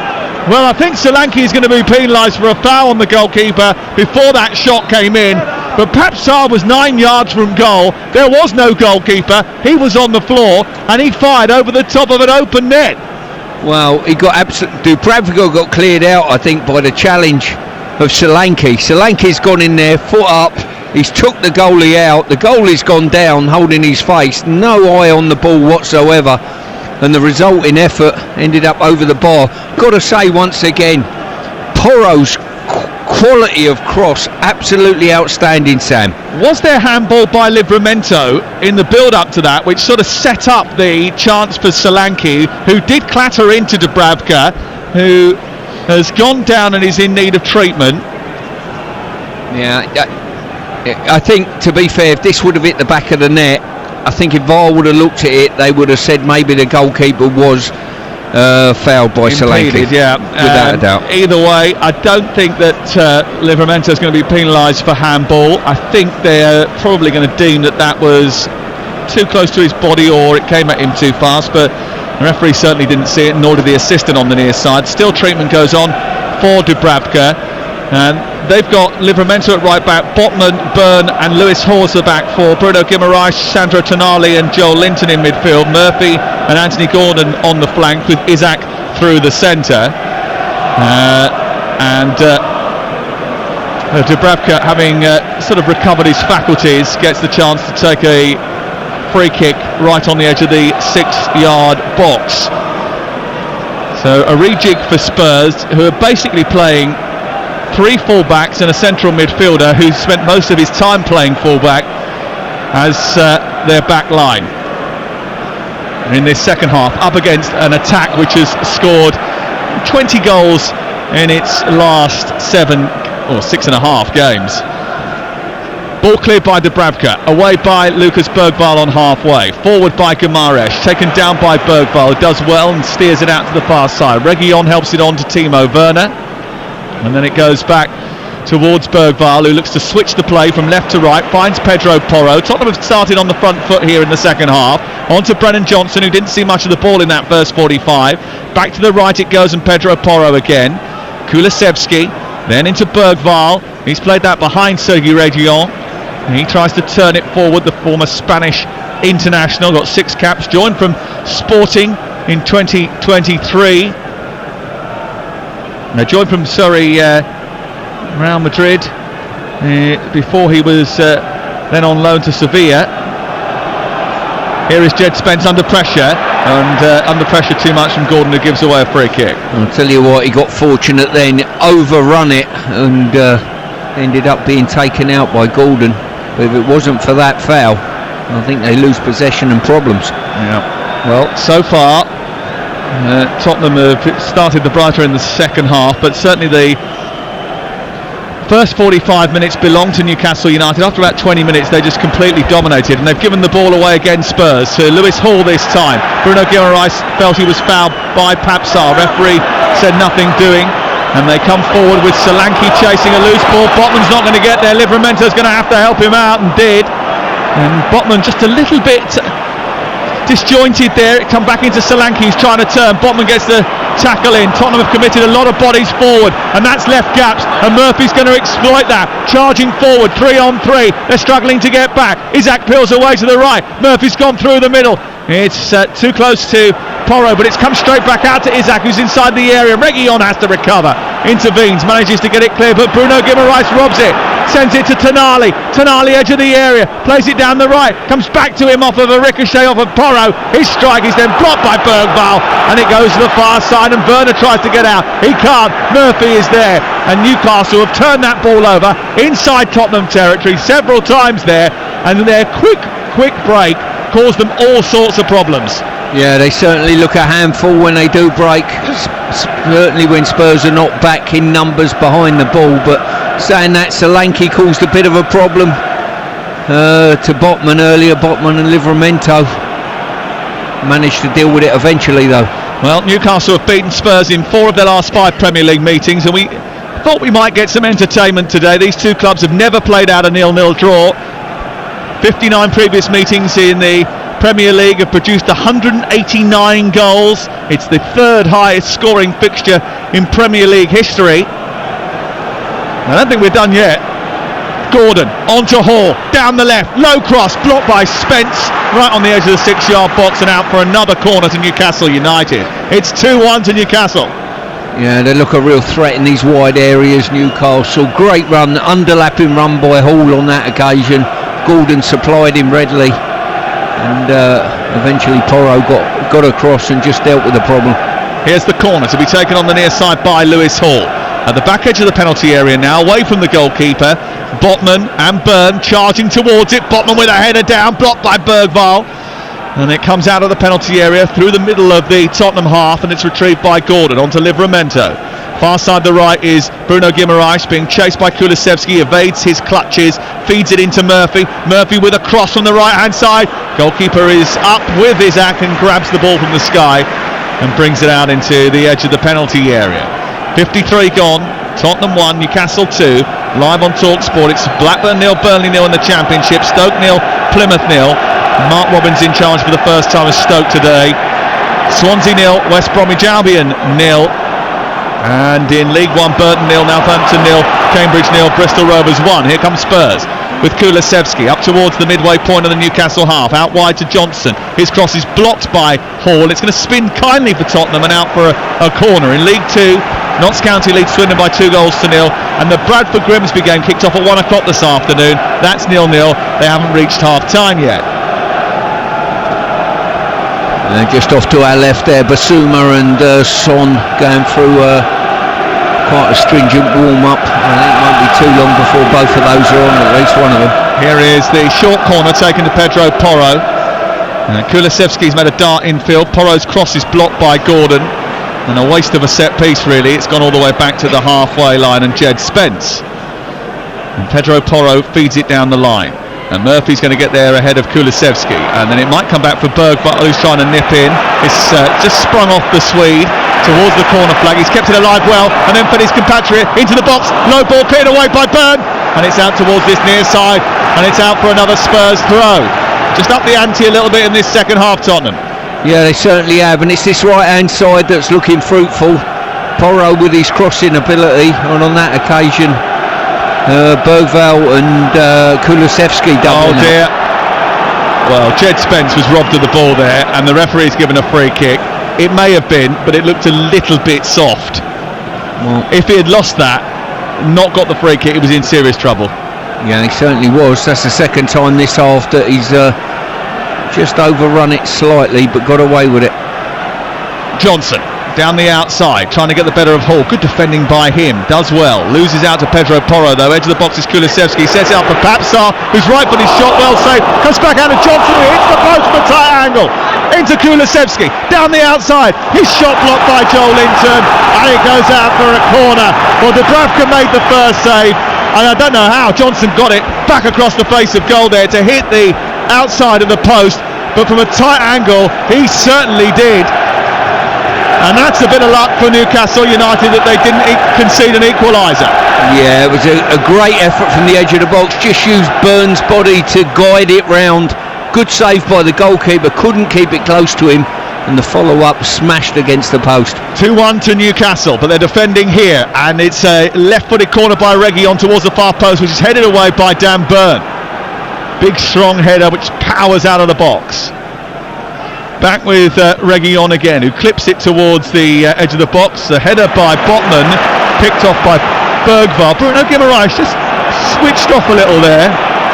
Werner tries to go down the outside, produces a cross, blocked by Hall. He thinks it hit the German last. The referee said no. Well, it's a corner. I could see that from here. It was a double ricochet for me.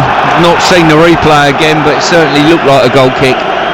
Tottenham won't worry about that though. Here is the corner over on the far side, taken by Bergvall.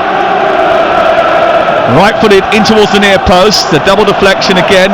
Kulusevski just flicking it onto Murphy, and it goes behind and away for a second successive corner, which is quickly taken and short into Kulusevski. Back to Reguilón, whose ball is fed into the box. It's headed away by Joel Linton. Still not clear. Kulusevski on the left side of the area now, trying to recycle it. Across goes Livramento to challenge him.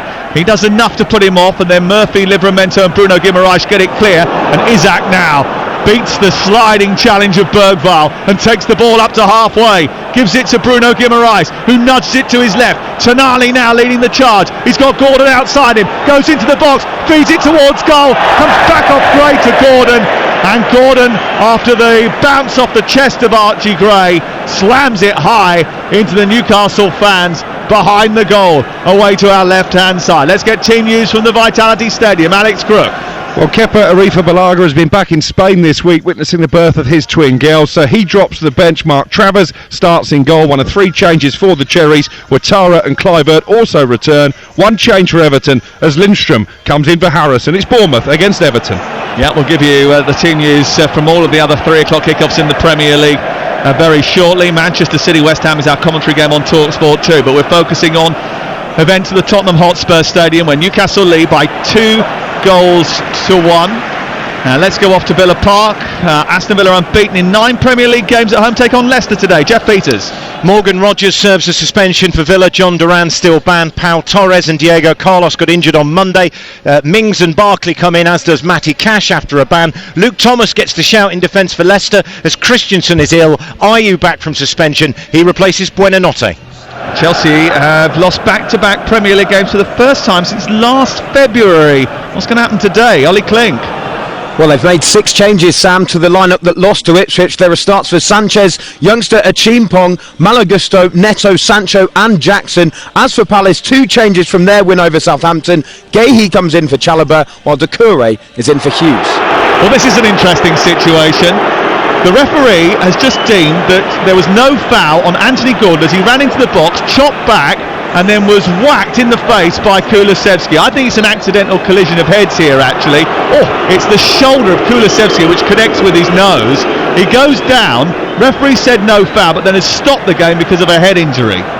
This is such a difficult judgment call here. What is a foul and what isn't? If you run into somebody with your shoulder, it's got to be a foul, really, and you connect with their face. I mean, did he elevate the shoulder? Whether he did or didn't, he still took him out because he's run into him with his shoulder and it's caught him on the face. Real difficult one for the officials to make a judgment call on this. Madley was very quick to dismiss the claims for a penalty. Should he have been so quick to dismiss those claims? Well, put it this way, if he give a penalty, VAR are not getting involved in that, are they? Well, Chris it's one of those grey areas. As we understand it, is not getting involved either. So what we'll do instead is go off to Ian Dante, who's at the Etihad Stadium after what can only be described as a brilliant commentary on Luke Littler's fantastic win last night. He switched Ali Pali for the Etihad, and he's got West Ham to deal with today on TalkSport 2. Here is Dance. Someone will hit the bullseye, may well be Erling Haaland, but he scored a hat-trick against West Ham in August. He starts in an unchanged Manchester City lineup from the win at Leicester. 4 changes West Ham. Bowen, of course, out injured. The players coming in, you've got Somerville coming in, also return for Souček in midfield and Todibo at the back, along with Nicholas Füllkrug making a rare start. It's live on TalkSport 2 at 3 o'clock. Manchester City West Ham. Yeah, looking forward to that this afternoon. Manchester City against West Ham United. Southampton Brentford completes the Premier League picture for the 3 o'clock kickoff. Southampton currently 10 points from safety. Who has Ivan Juric picked today? Here's TalkSport's Jake Robson. Well, he's made 2 changes from the side that lost to Crystal Palace. Ugachukwu and Suleimana start. Fernandes suspended, Armstrong on the bench. For Brentford, it's also 2 changes from their defeat at home to Arsenal. Jensen and Schade both return. Janelt and Yarmouk on the bench. James Maddison, Heung-min Son and Yves Bissouma have come onto the field of play for Bergvall, Sarr and Timo Werner. The Premier League Match Centre has confirmed that they did check that Livramento handball, by the way, and said no handball in the build-up to that injury for Dubravka. So Werner off, Sarr off, Son on, Bissouma on, and Maddison for Bergvall as well. So all change for the home team. What do you make of those changes, Stuart? Well, I think it's very offensive, I've got to say. I think Werner's been a little bit disappointing, but credit to Livramento, who's dealt with him extremely well. Son coming on, no surprise there. Maddison coming on to supplement the attack as well. I think it's typical Ange, really. We're going after you and we're coming after the game. If we concede another one, so be it. Well, Son missed the penalty against Spurs, scored 3 times in December, but I think most people have suggested that he hasn't been at his best this campaign, but he's on the pitch now. I think from a defensive point of view, I can see Maddison and Kulusevski up against Tonali and Guimaraes, and that will be interesting. Can they deal with those 2-on-2, the 2 Newcastle sort of semi-holders, if you like? Well, Werner is off and on is Son. And is that enough in midfield? Have they got enough in midfield there now, do you think? Spurs? Yeah. To be fair, Bissouma, it will be down to him to cover that distance in front of the 2 centre halves. The bottom line is they need a goal, Sam. Yeah, they certainly do. He's Bissouma, who comes onto the field of play in this second half. He's going to be the one that's charged with protecting their goal. They can't afford to concede any more, that's for sure. Here is Bissouma, one of his first touches since coming off the bench. Son, another one for them to turn to. Played out towards the left-hand side where he is operating, and Reguilon couldn't help it onto him. Interesting that Reguilon and Son over on that left-hand side now. It's complete change from that first half, where in that first half they didn't really get to grips with Livramento and Jacob Murphy. It's a different approach to them now. Livramento's got something different to think about.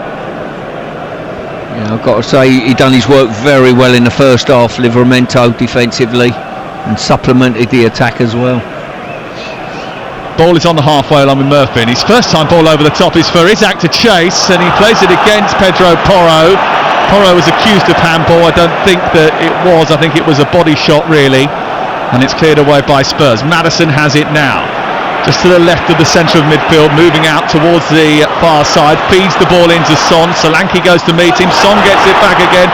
Son in engagement with Botman, went to go down. He's kept on his feet and nudged it back to Solanke. They're in the left wing position here. Here's Maddison.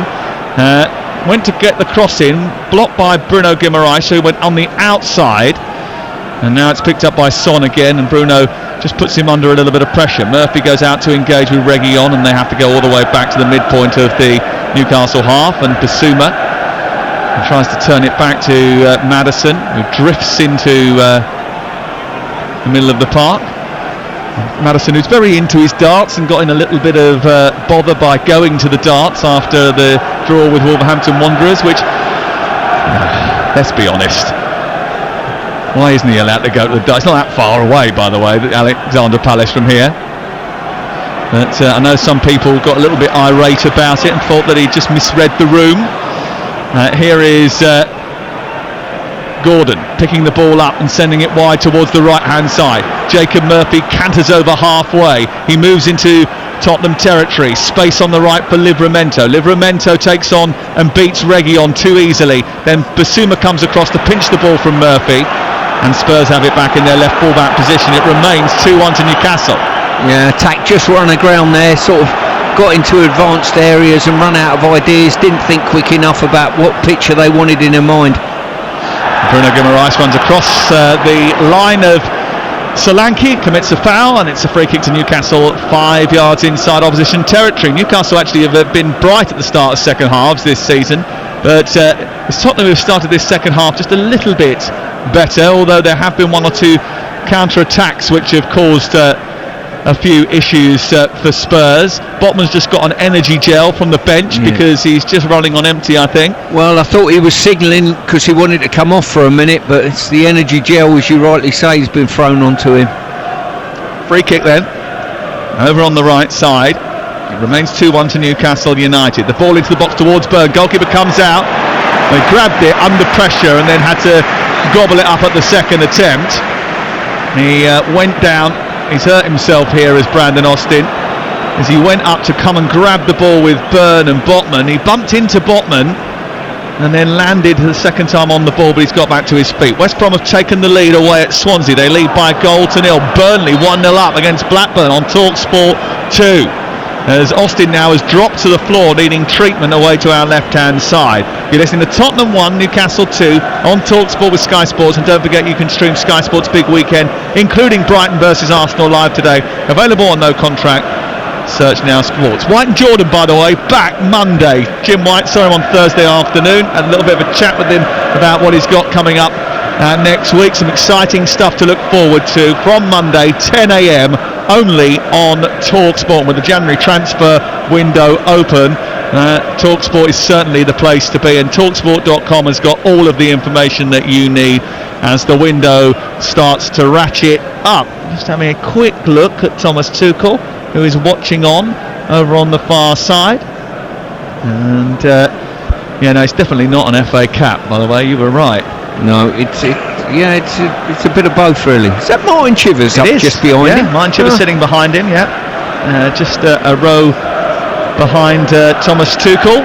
Anthony Barry is alongside Thomas Tuchel, his assistant manager at England, as they refresh the coaching staff. They haven't completed that yet, that refreshing of the backroom staff, but that will happen over the next couple of weeks. Tottenham can't really afford to lose this game. This is one win in 7 before today in the Premier League, 1 win in 8 this would be. They haven't won a game in the Premier League here since the beginning of November. You're starting to get into dangerous territory if you're Ange Postecoglou, aren't you? Sitting 11th in the table? Well, you certainly are. I've looked at the league table and you think, Lopetegui's been under the pump big time at West Ham. They're a point behind Tottenham. And may well go above them if it stays like this today and they beat Manchester City. Well, as I say, sometimes you look at the table and it puts your mind at ease or unrest, whatever team you actually work for. Causes you a little bit of anxiety. Exactly. Yeah. And do you think that, obviously there's a different plan of attack here, and it's quite a discernible one. Here is Johnson to the edge of the area, and Kulusevski, it's a bit behind him and he can't react to it, so it's cleared away, and Bruno Guimaraes runs into Yves Bissouma, who commits a foul. It's going to be a free kick short of the centre circle. Obviously there's a discernible style of play here at Tottenham, and there is the idea of long-term thinking being sold to the supporters, but is that going to continue to wash if they don't keep putting points on the board? Because this week is a pivotal week, isn't it? If they were to lose here and then play Liverpool at home on Wednesday night and have a problem, and then go to Tamworth under pressure, and then go into the North London derby at the Emirates Stadium, it's a big couple of games for Ange Postecoglou and Tottenham to negotiate. Well, it certainly is. I'm not sure I give them much chance. If Liverpool put a strong side out there, they look invincible at the moment. And then the Arsenal have got their tails up at present. Yeah, don't rule out the problems that Tommy Tanks can cause with his long throws at Tamworth. Ball out of play over on the far side. It's free kick that's given before that though, and James Maddison wants to take it. Newcastle have had the better of Tottenham for a couple of seasons now. They thrashed them at St James's Park 2 seasons ago, 5-0 up in 21 minutes. 6-1 it ended up there.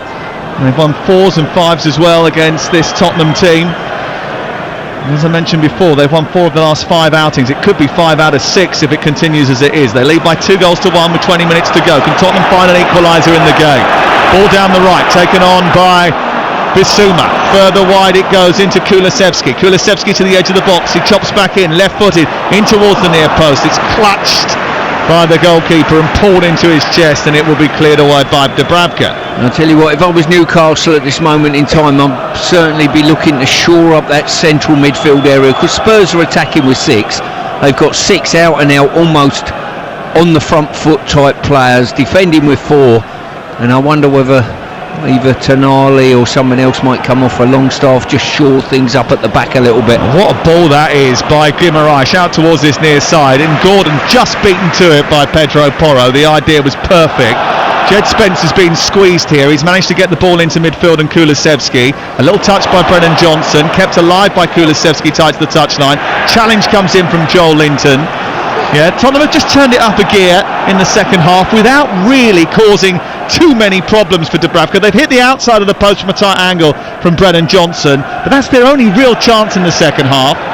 But what they're doing, Sam, loading up that front line. If you look now, you look across it, Maddison, Son, Solanke. Here's Son in towards the near post, trying to feed Solanke a ball. Doesn't quite reach him and goes through to Dubravka. But all the while that Tottenham are going forward, they will create a chance or two between now and the end of the game. The only thing that might be of concern to Ange Postecoglou is just how open that might leave them on the counter-attack. Yeah, but what I think they've done, they've shoved these 6 players sort of forward and said to them, get forward, but they've almost left 4 back, so 4 should be enough to deal with that. In time gone by, we've sort of seen Van der Ven, haven't we, and another sort of trying to defend the whole width of the pitch. Well, both fullbacks actually are sticking to their jobs as fullbacks rather than being auxiliary attackers, which is usually the Postecoglou way. Yeah, as I say, they're coming after Newcastle, and Newcastle have got to try and stem the tide, break the rhythm of the game, and on that try and counter-attack and get the third. Guimaraes holds off the challenge of Maddison, rolls it, goes through the centre circle, feeds it into Isak, gets it back again, looks for Tonali, is pushed to the floor by Maddison. Maddison tells him to get back up. The referee says play on. Son travels out to the near side, gets a kick from Joel Linton. That's going to be a yellow card. And apparently it's a totting up process according to Andy Madley. It might have been just because he kicked him. Yeah, nothing too aggressive in that. He's dangled a leg, and as I say, he plays on the edge, doesn't he? I spoke to him actually on Monday night after the Manchester United game. He was in good spirits. He scored a terrific goal, I thought, getting into the box, breaking into the box. It might have come off his shoulder, but the charge and the physicality caused United all sorts of problems. Maddison trying to cause problems for Newcastle here. Reverse ball which Tino Livramento dealt with, then went down under pressure. Referee says play on. The ball is actually broken nicely for Kulusevski. It's come back out to the near side, the right, on the attack for Pedro Porro. He tries to get the ball into the box, and then he pulls back Anthony Gordon as Gordon looks to escape. And you just wonder actually if that's not breaking up a promising attack. Well, there's no doubt if he deems that a free kick, which very slight, very slight indeed. If he deems it a free kick, which he does because he's given a free kick, you've got to book him for it. 74 gone. It's Newcastle who lead, but their lead is narrow. And the game has been played at a really good pace. Lots of good football without too many clear-cut chances in the game, apart from the ones that obviously have put Newcastle in front. Joel Linton and Bissouma duelling in the middle of the park. Joel Linton got away, then went down inexplicably, and the referee gave no free kick. Bissouma then sent it forward to Brennan Johnson. He can't feed Kulusevski. Now it's Newcastle that come on the attack.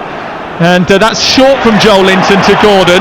Bissouma's turned it over. Johnson's gone down the right. Now Joel Linton's got to get back into position. Ball being turned over too much, and I think Newcastle will react here because they're just starting to regress a little bit too close to their own box. 15 to go. Yeah, I think they've got to react before the ball hits their net. That's the important thing. You would say it's the centre of that midfield. Joe Linton's been the one to work tirelessly to stop things. I think he needs an assistance by another at this stage. Maddison down the Tottenham left on the attack. 15 to go. Here is Solanke into Maddison, onto Son, who gets to the byline, then turns back because he was going to travel out of play. He's kept it in, and then put it back to Maddison, who can now tease it into the box. There's a lot of Newcastle shirts back there. Byrne heads it clear, comes back out to Porro now. Down the right side of the box is Kulusevski. Back towards Porro. Porro unleashes a shot, blocked by Tonali. Spirals into the air, and then down by Basuma, back to Archie Gray. But Tottenham feel as if the momentum has shifted, and they're on the attack again. Down the left to Maddison. Bristol Rovers go 2-0 up at Cambridge in League One. Here is Reguilon. Back out to Maddison. Maddison into Basuma. Basuma being thwarted by Tonali. Out wide it goes to Son, into Kulusevski, tries to turn around Botman. Dubravka comes sliding out and gobbles the ball up at the foot of Dejan Kulusevski and will clear away. Newcastle's away record over the last year not been great. They have lost 12 of the last 24 on the road, but they are on course here to win a third successive away game. But they've got to manage out these last 14 minutes. Joe Linton has gone down. He wants some treatment away to our right, as Bradford score a second goal at home against Grimsby just after half time in that game. And Bradford through Richards and Smallwood, and he's just converted a penalty, lead Grimsby by 2-1.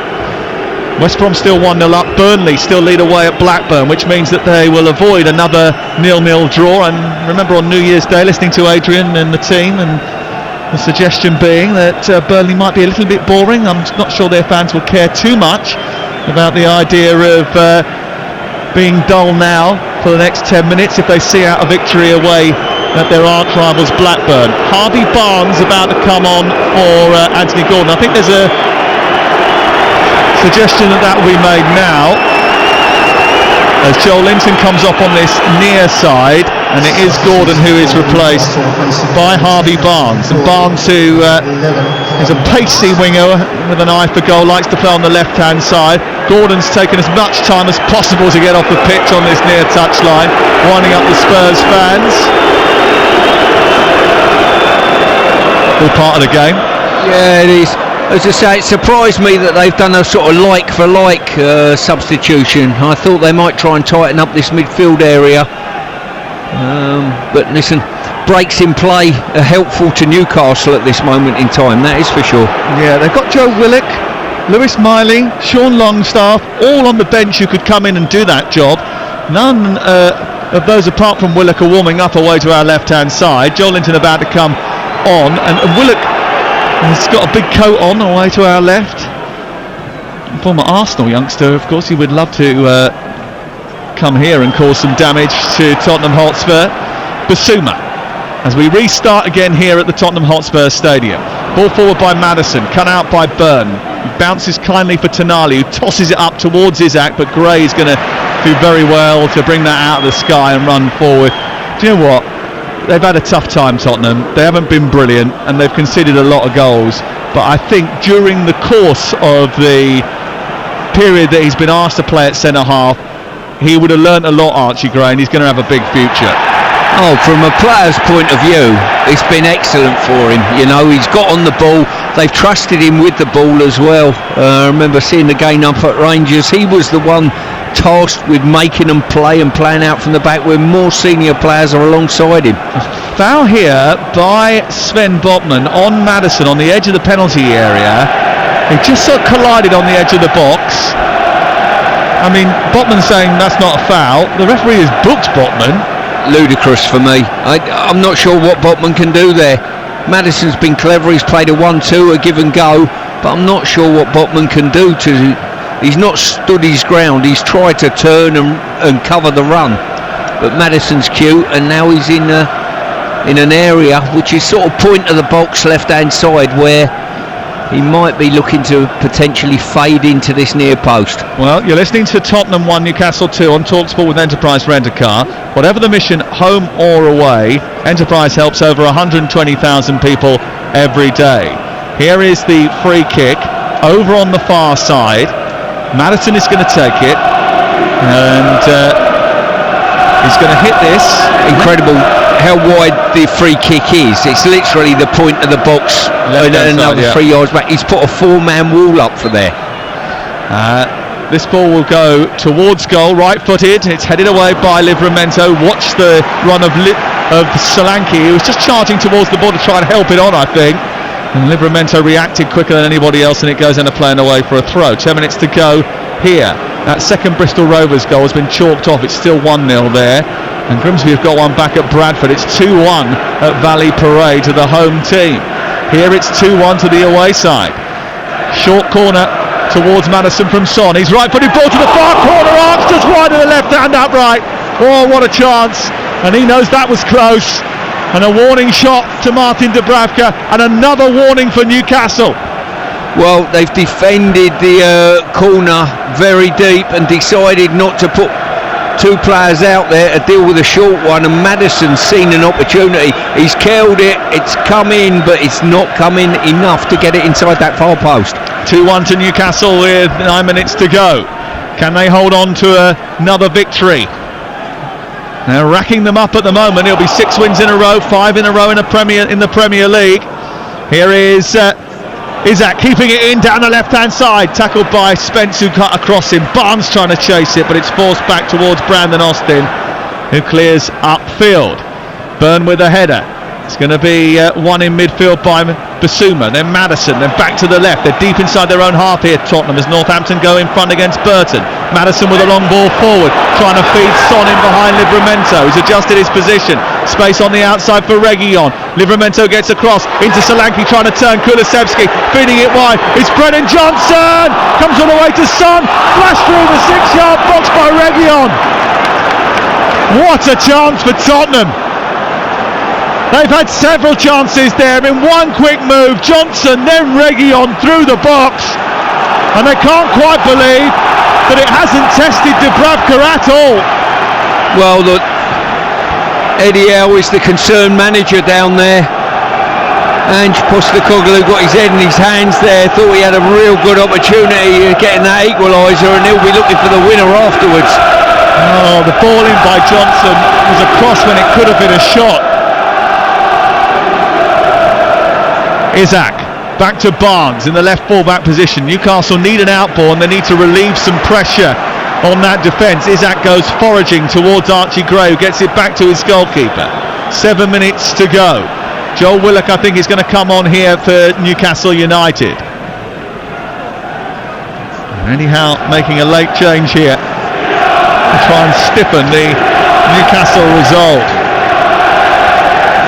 Anyhow, and his team yet to win in London this season. They drew with Palace in November, lost at Fulham, Chelsea and Brentford. Are they going to win here? They'll have to see out this late Tottenham charge on Sunday against Wolverhampton Wanderers. It was the other way round for Spurs. They were good in the first half, terrible in the second. Here it's been slightly different for them. Bad in the first half, better in the second 45, but can they do enough to get back into this game? Flapped away by Dubravka. Ball released by Newcastle. Tonali trying to get clear. Byrne has gone down. And Tonali's upset because he was running away with the ball and actually got past Basuma, and there was the whole green grass of the Tottenham half to run into. Byrne has been adjudged to need treatment, so the medical staff are on, so we'll have a delay, and it's time for me to tell you about the latest odds available at Betfair. Tottenham 1, Newcastle 2. The official betting partner of TalkSport's Premier League coverage offers you this right now. Tottenham 16-1 to come and win the game. Newcastle 7-2 on to win the match. The draw is 3-1. It's all thanks to Betfair. 18+. BeGambleAware.org. They're paying out on winning bets at 90 minutes with the 90-minute guarantee. Well, just looking at the replay there, Dubravka, he's come out, he's cleared Dan Byrne out. There is no doubt about that, and the referee made the right call in stopping the play, and I think that is certainly of a benefit to Newcastle, isn't it? The breaks in play, because Tottenham are the team that looking they might get this equaliser. Joel Willock, who hasn't scored a goal in the Premier League since February, is about to come on, and he is going to replace Alexander Isak, who was just told that he was going to be replaced, so he ran to the other side of the pitch, and he is now standing right in the middle of the centre circle. Have they changed their mind? Well, they're going to bring on Willock and Longstaff. Yellow card for Isaac for doing as I just said, which is running away to waste some time. He's coming off and Willock is coming on, and Longstaff about to come onto the pitch, and he's replacing Jacob Murphy, who runs off on this near side at a trot, and we do eventually get to see those substitutions. And it is basically just stiffening up that midfield now, isn't it? It's just 5 across the midfield. I wouldn't be too surprised if we saw Harvey Barnes left as the furthest point man. Actually, probably Willock might be asked to do that job.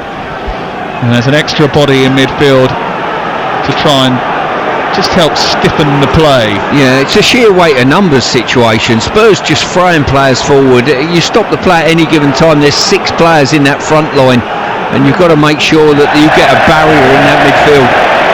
Tonali played the ball out to the near side because he thought Byrne was going to be allowed to come back on. He didn't, and it couldn't touch the ball then, and it went out of play, and Spurs have got it back again. 4 minutes for them to hold on, Newcastle.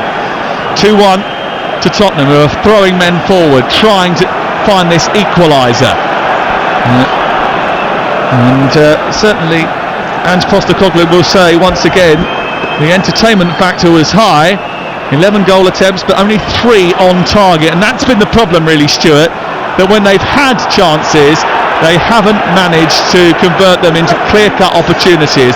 Their expected goals figure today of 0.58, still bettered by Newcastle's 0.83, and Newcastle haven't really offered as much in the second half as they did in the first. No, it's been very much a game of two halves in many ways. Newcastle, having conceded the early goal, looked more established and more comfortable in the first half. The half-time break didn't help them, and since then Tottenham have chased the game and looked a real danger. 2-1 with 3 minutes to play on TalkSport. Later on, Manchester City versus West Ham is on TalkSport 2. Tomorrow the Sunday session is live from Anfield. Liverpool-Manchester United, the fulcrum of what is a busy show tomorrow. And then on Monday night, Adrian Durham hosts the game night. Troy Deeney will join us at Molineux for Wolves against Nottingham Forest. Live from 7, we are on at 8 o'clock as far as the kickoff is concerned. And today, the fast-paced, fast action around the ground show from 2:30 will give you everything that you need with Adrian, Troy, Scott and the rest of the boys. Ball headed up field by Livramento as a long ball is searched for Tottenham to try and forage for an equaliser. Held up by Solanke, sent it into midfield. Maddison then wide on to Jed Spence. Spence into the right wing position and Porro. 2 minutes to go now for Tottenham to find an equaliser. It's back to Bissouma. Remember, Newcastle have only conceded once in each of their across the last 5 Premier League games now. Their defence is difficult to breach, and Tottenham are the first team to breach it since Brentford at the beginning of December, but getting a second one is what's on Postecoglou's mind here. Son is fouled by Tonali. Free kick 20 yards from the penalty area. Maddison steals a few yards, sends it short into the middle of the Newcastle half where Jed Spence waits for it. Playing at the centre half after Dragusin was taken off at half time. Into Kulusevski, back to Spence, back to Kulusevski again. Now it's down the right with Jed Spence, then on to Johnson, breaks to the left hand side and Barnes up to Willock. Bissouma as the back marker comes across and closes him down. It goes out of play and we're into the final minute, Stuart. Yeah, Newcastle will just be intent here on keeping possession of the ball, I think. How many minutes do you think are going to be added on at the end of the game? Well, for me, there should be probably, I would have said, about 4 or 5. 10. Wow. 10. Well, we've had certainly a few breaks just when you think you're seeing the game out, and 10 goes up. Ball went out towards the left-hand side, collected by Barnes. Newcastle on the attack here, a rare forage forward into Longstaff inside the penalty area. Back to goal, doesn't really know where to go with it. Lewis Hall gets it back off Longstaff, out to the left and Barnes trying to feed it through the legs of Porro, and it's cleared away by Tottenham, and Newcastle retreat to their halfway line. 10 added minutes. The Tottenham fans aren't even getting excited, Stuart. I can't really understand it. Here is Joel Linton powering forward for Newcastle. On to Bruno Guimaraes. Willock trying to get round the back of Jed Spence, who gets there just about and then commits a foul, Willock. Yeah, as I say, there's plenty of time left in this game with 10 minutes going up on the board, that's for sure. Have Spurs got enough oomph and enough drive to keep pushing for the game? I'm just trying to think how many minutes realistically should this game be delayed for. Botman needs a substitution, needs to be changed. I think the afternoon's exploits have taken their toll on him. And his 10 minutes ago. He has been out for 294 days. If he's got a touch of cramp, it's not a surprise, is it? Let's be honest. No, to be honest with you, you're right there, but I think he's going up, going down. There's so much gamesmanship goes on in the modern day game, isn't there? You know, players going down, running the clock down, going to be substituted, goes to the far side of the pitch, all of those type of things. Newcastle have a big game on Wednesday night. They take on Tuesday night. Is it Tuesday night against Arsenal? Isn't it? Live on TalkSport. Arsenal away in the Carabao Cup semi-final first leg. We will be there for that one. Live on TalkSport Tuesday night, Wednesday night. It's the turn of Tottenham and Liverpool. That will be here. We're looking forward to that one as well. It's a big week of live football on TalkSport, with us bringing you live football Thursday night from Everton's game against Peterborough in the FA Cup. Friday night, Aston Villa against West Ham. FA Cup ties all day Saturday and Sunday as well. Liverpool Accrington Saturday morning. It's going to be an interesting one. Lloyd Kelly on for Botman.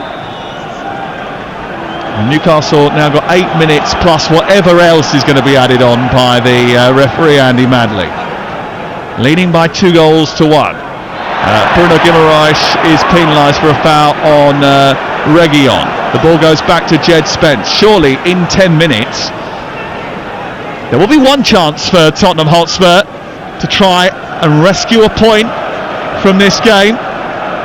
And you might say, because of their second half display, Stuart, they probably deserve it now.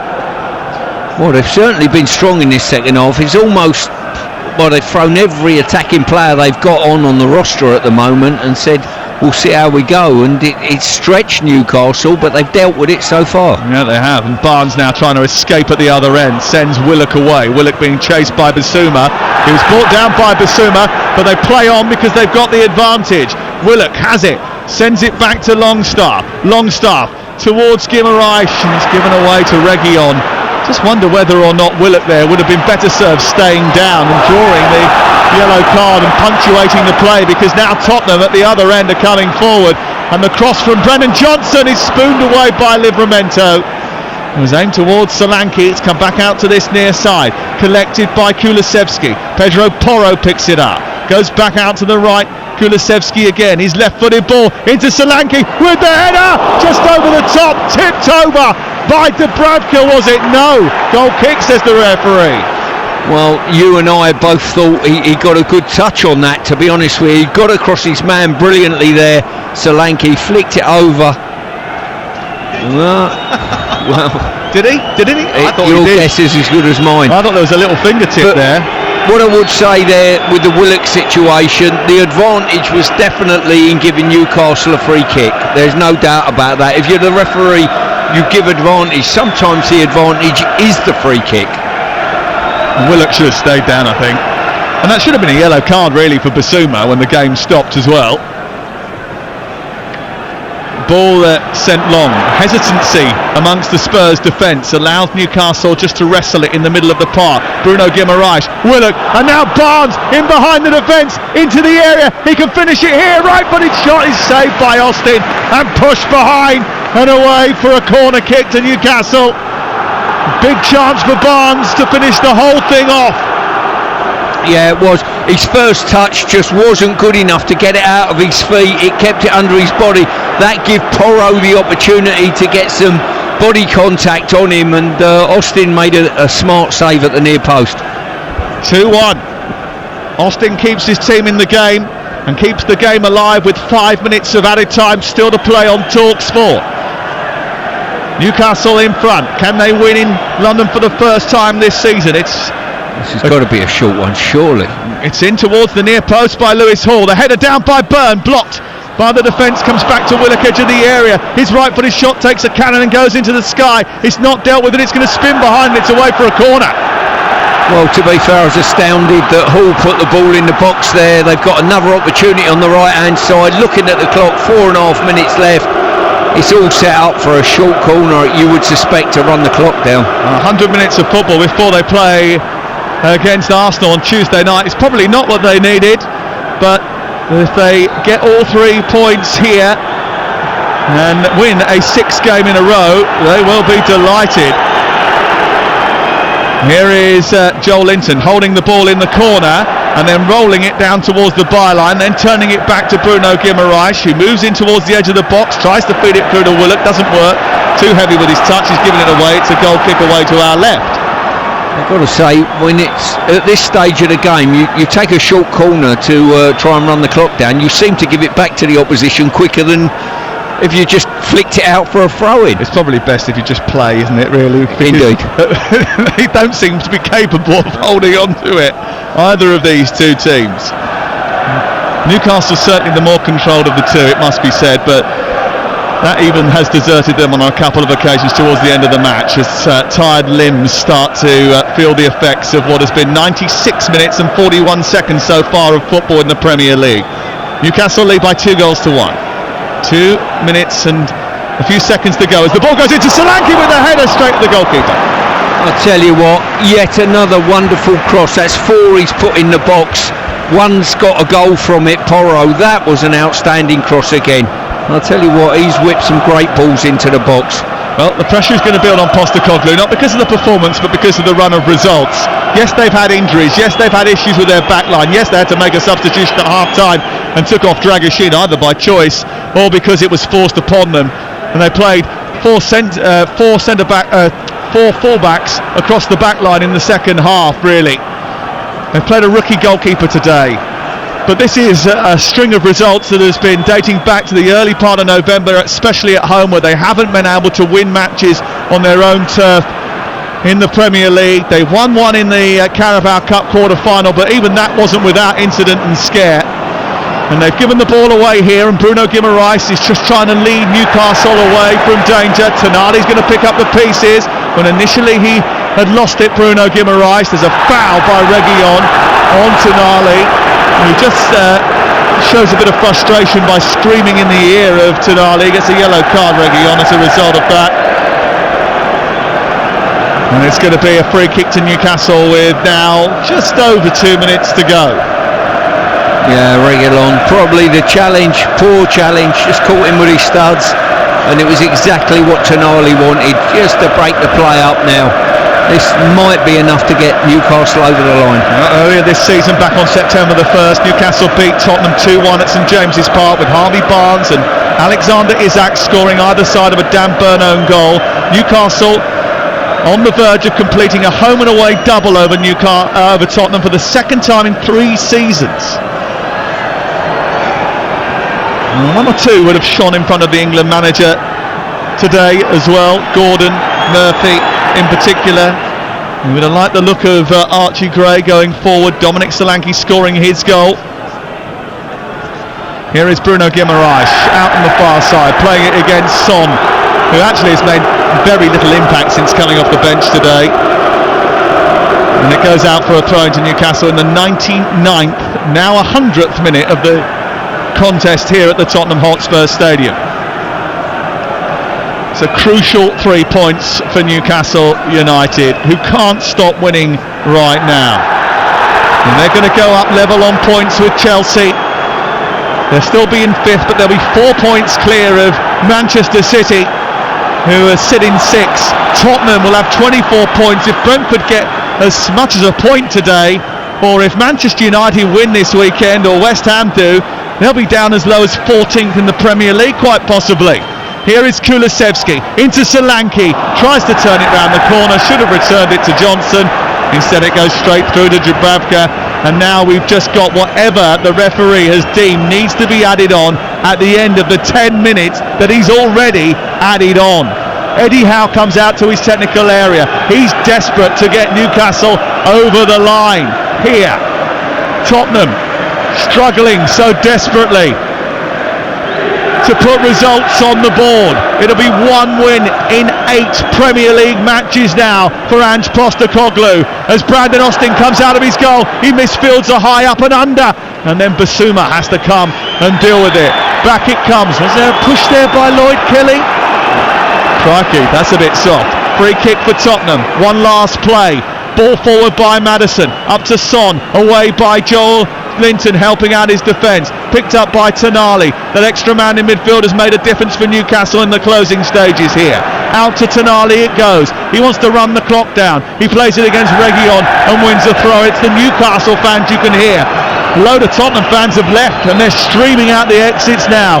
They know that they're just seconds away from winning this game at the Tottenham Hotspur Stadium. The referee just having a look at his watch again. I think it had stopped at some stage. We're on 101 minutes. The battery might have run out soon. It's been ticking along for so long.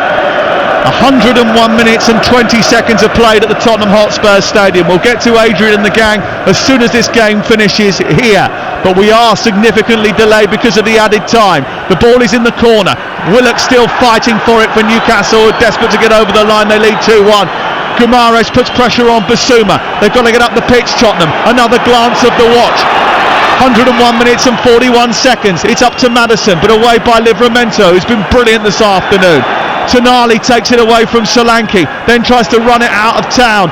Across comes Livramento. Maddison goes down, but the offside flag is up anyway. It's going to be a free kick to Newcastle, and surely now, after 102 minutes and 5 seconds, the game is over.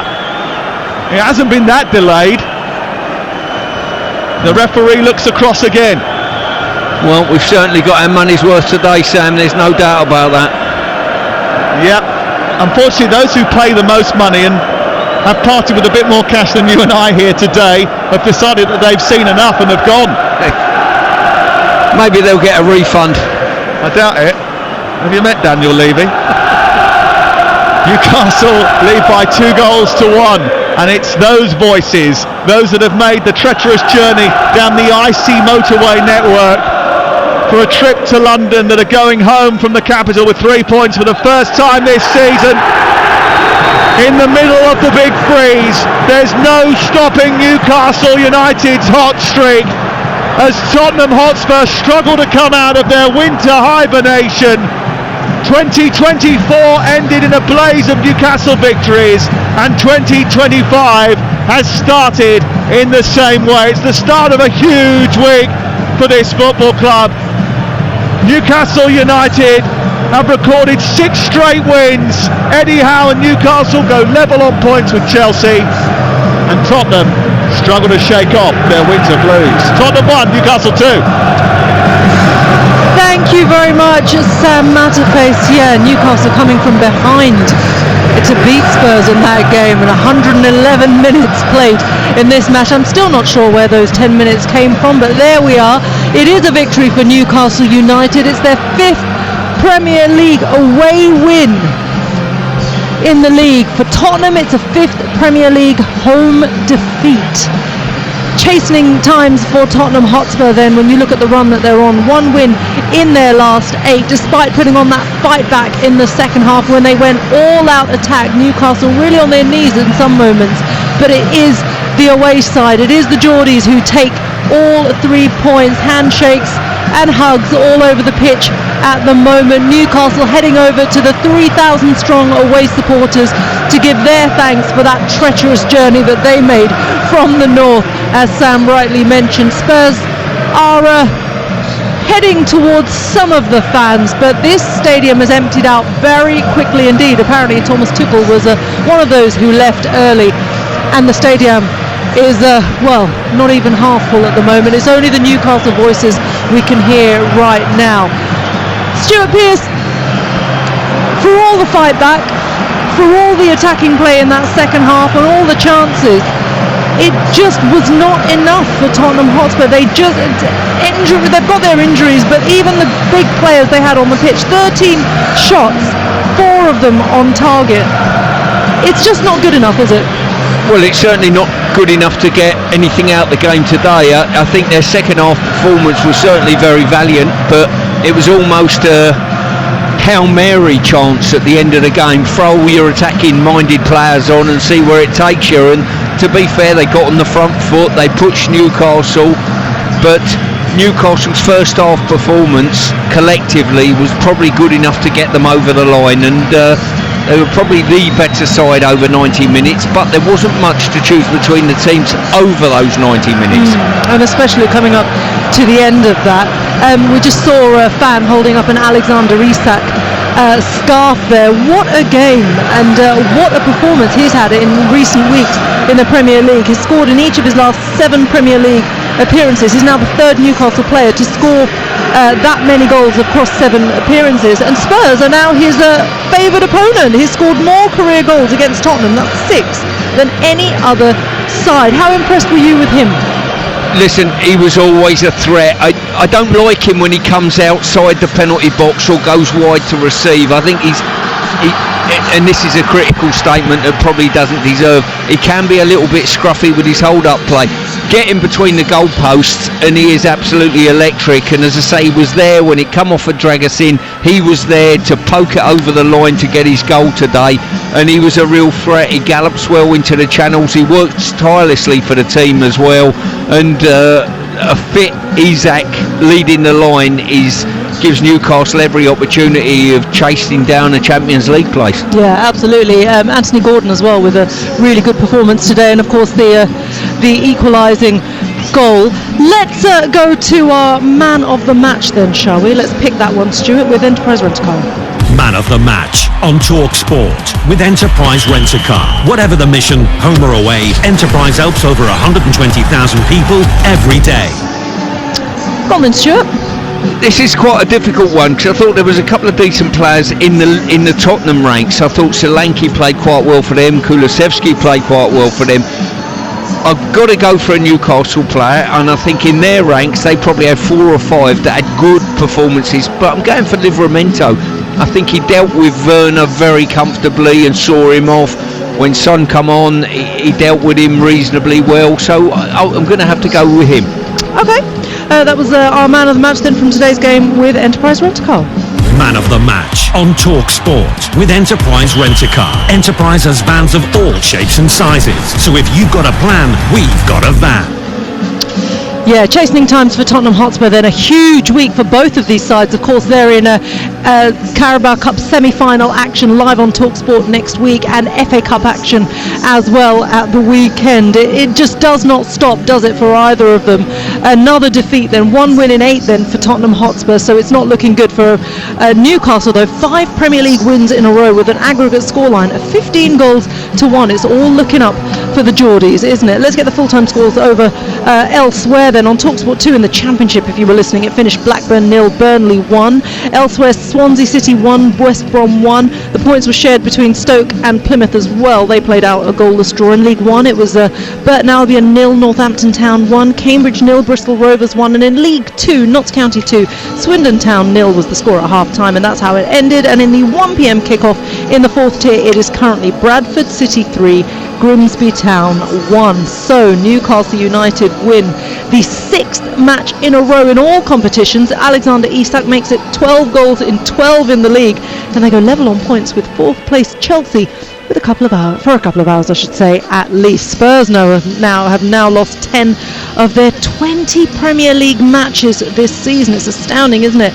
And they've won just once in their last 8 in the league as well. More difficult questions to be asked of Ange Postecoglou. Thankfully, it's not me who's going to ask them. It's Sam Matterface who's going to be facing the wrath of the Aussie going forward. He'll be speaking to both Ange Postecoglou and to Eddie Howe. You can hear both of their reactions very shortly on TalkSport. Over on TalkSport 2 at 3 o'clock, it is Manchester City against West Ham, while here on TalkSport, as always, Adrian Durham is up next with Game Day Live. He'll be taking you around the grounds with all the goals as they go in at 3 o'clock in the Premier League and EFL. It's been a good one here at the Tottenham Hotspur Stadium. Happy New Year to all you all.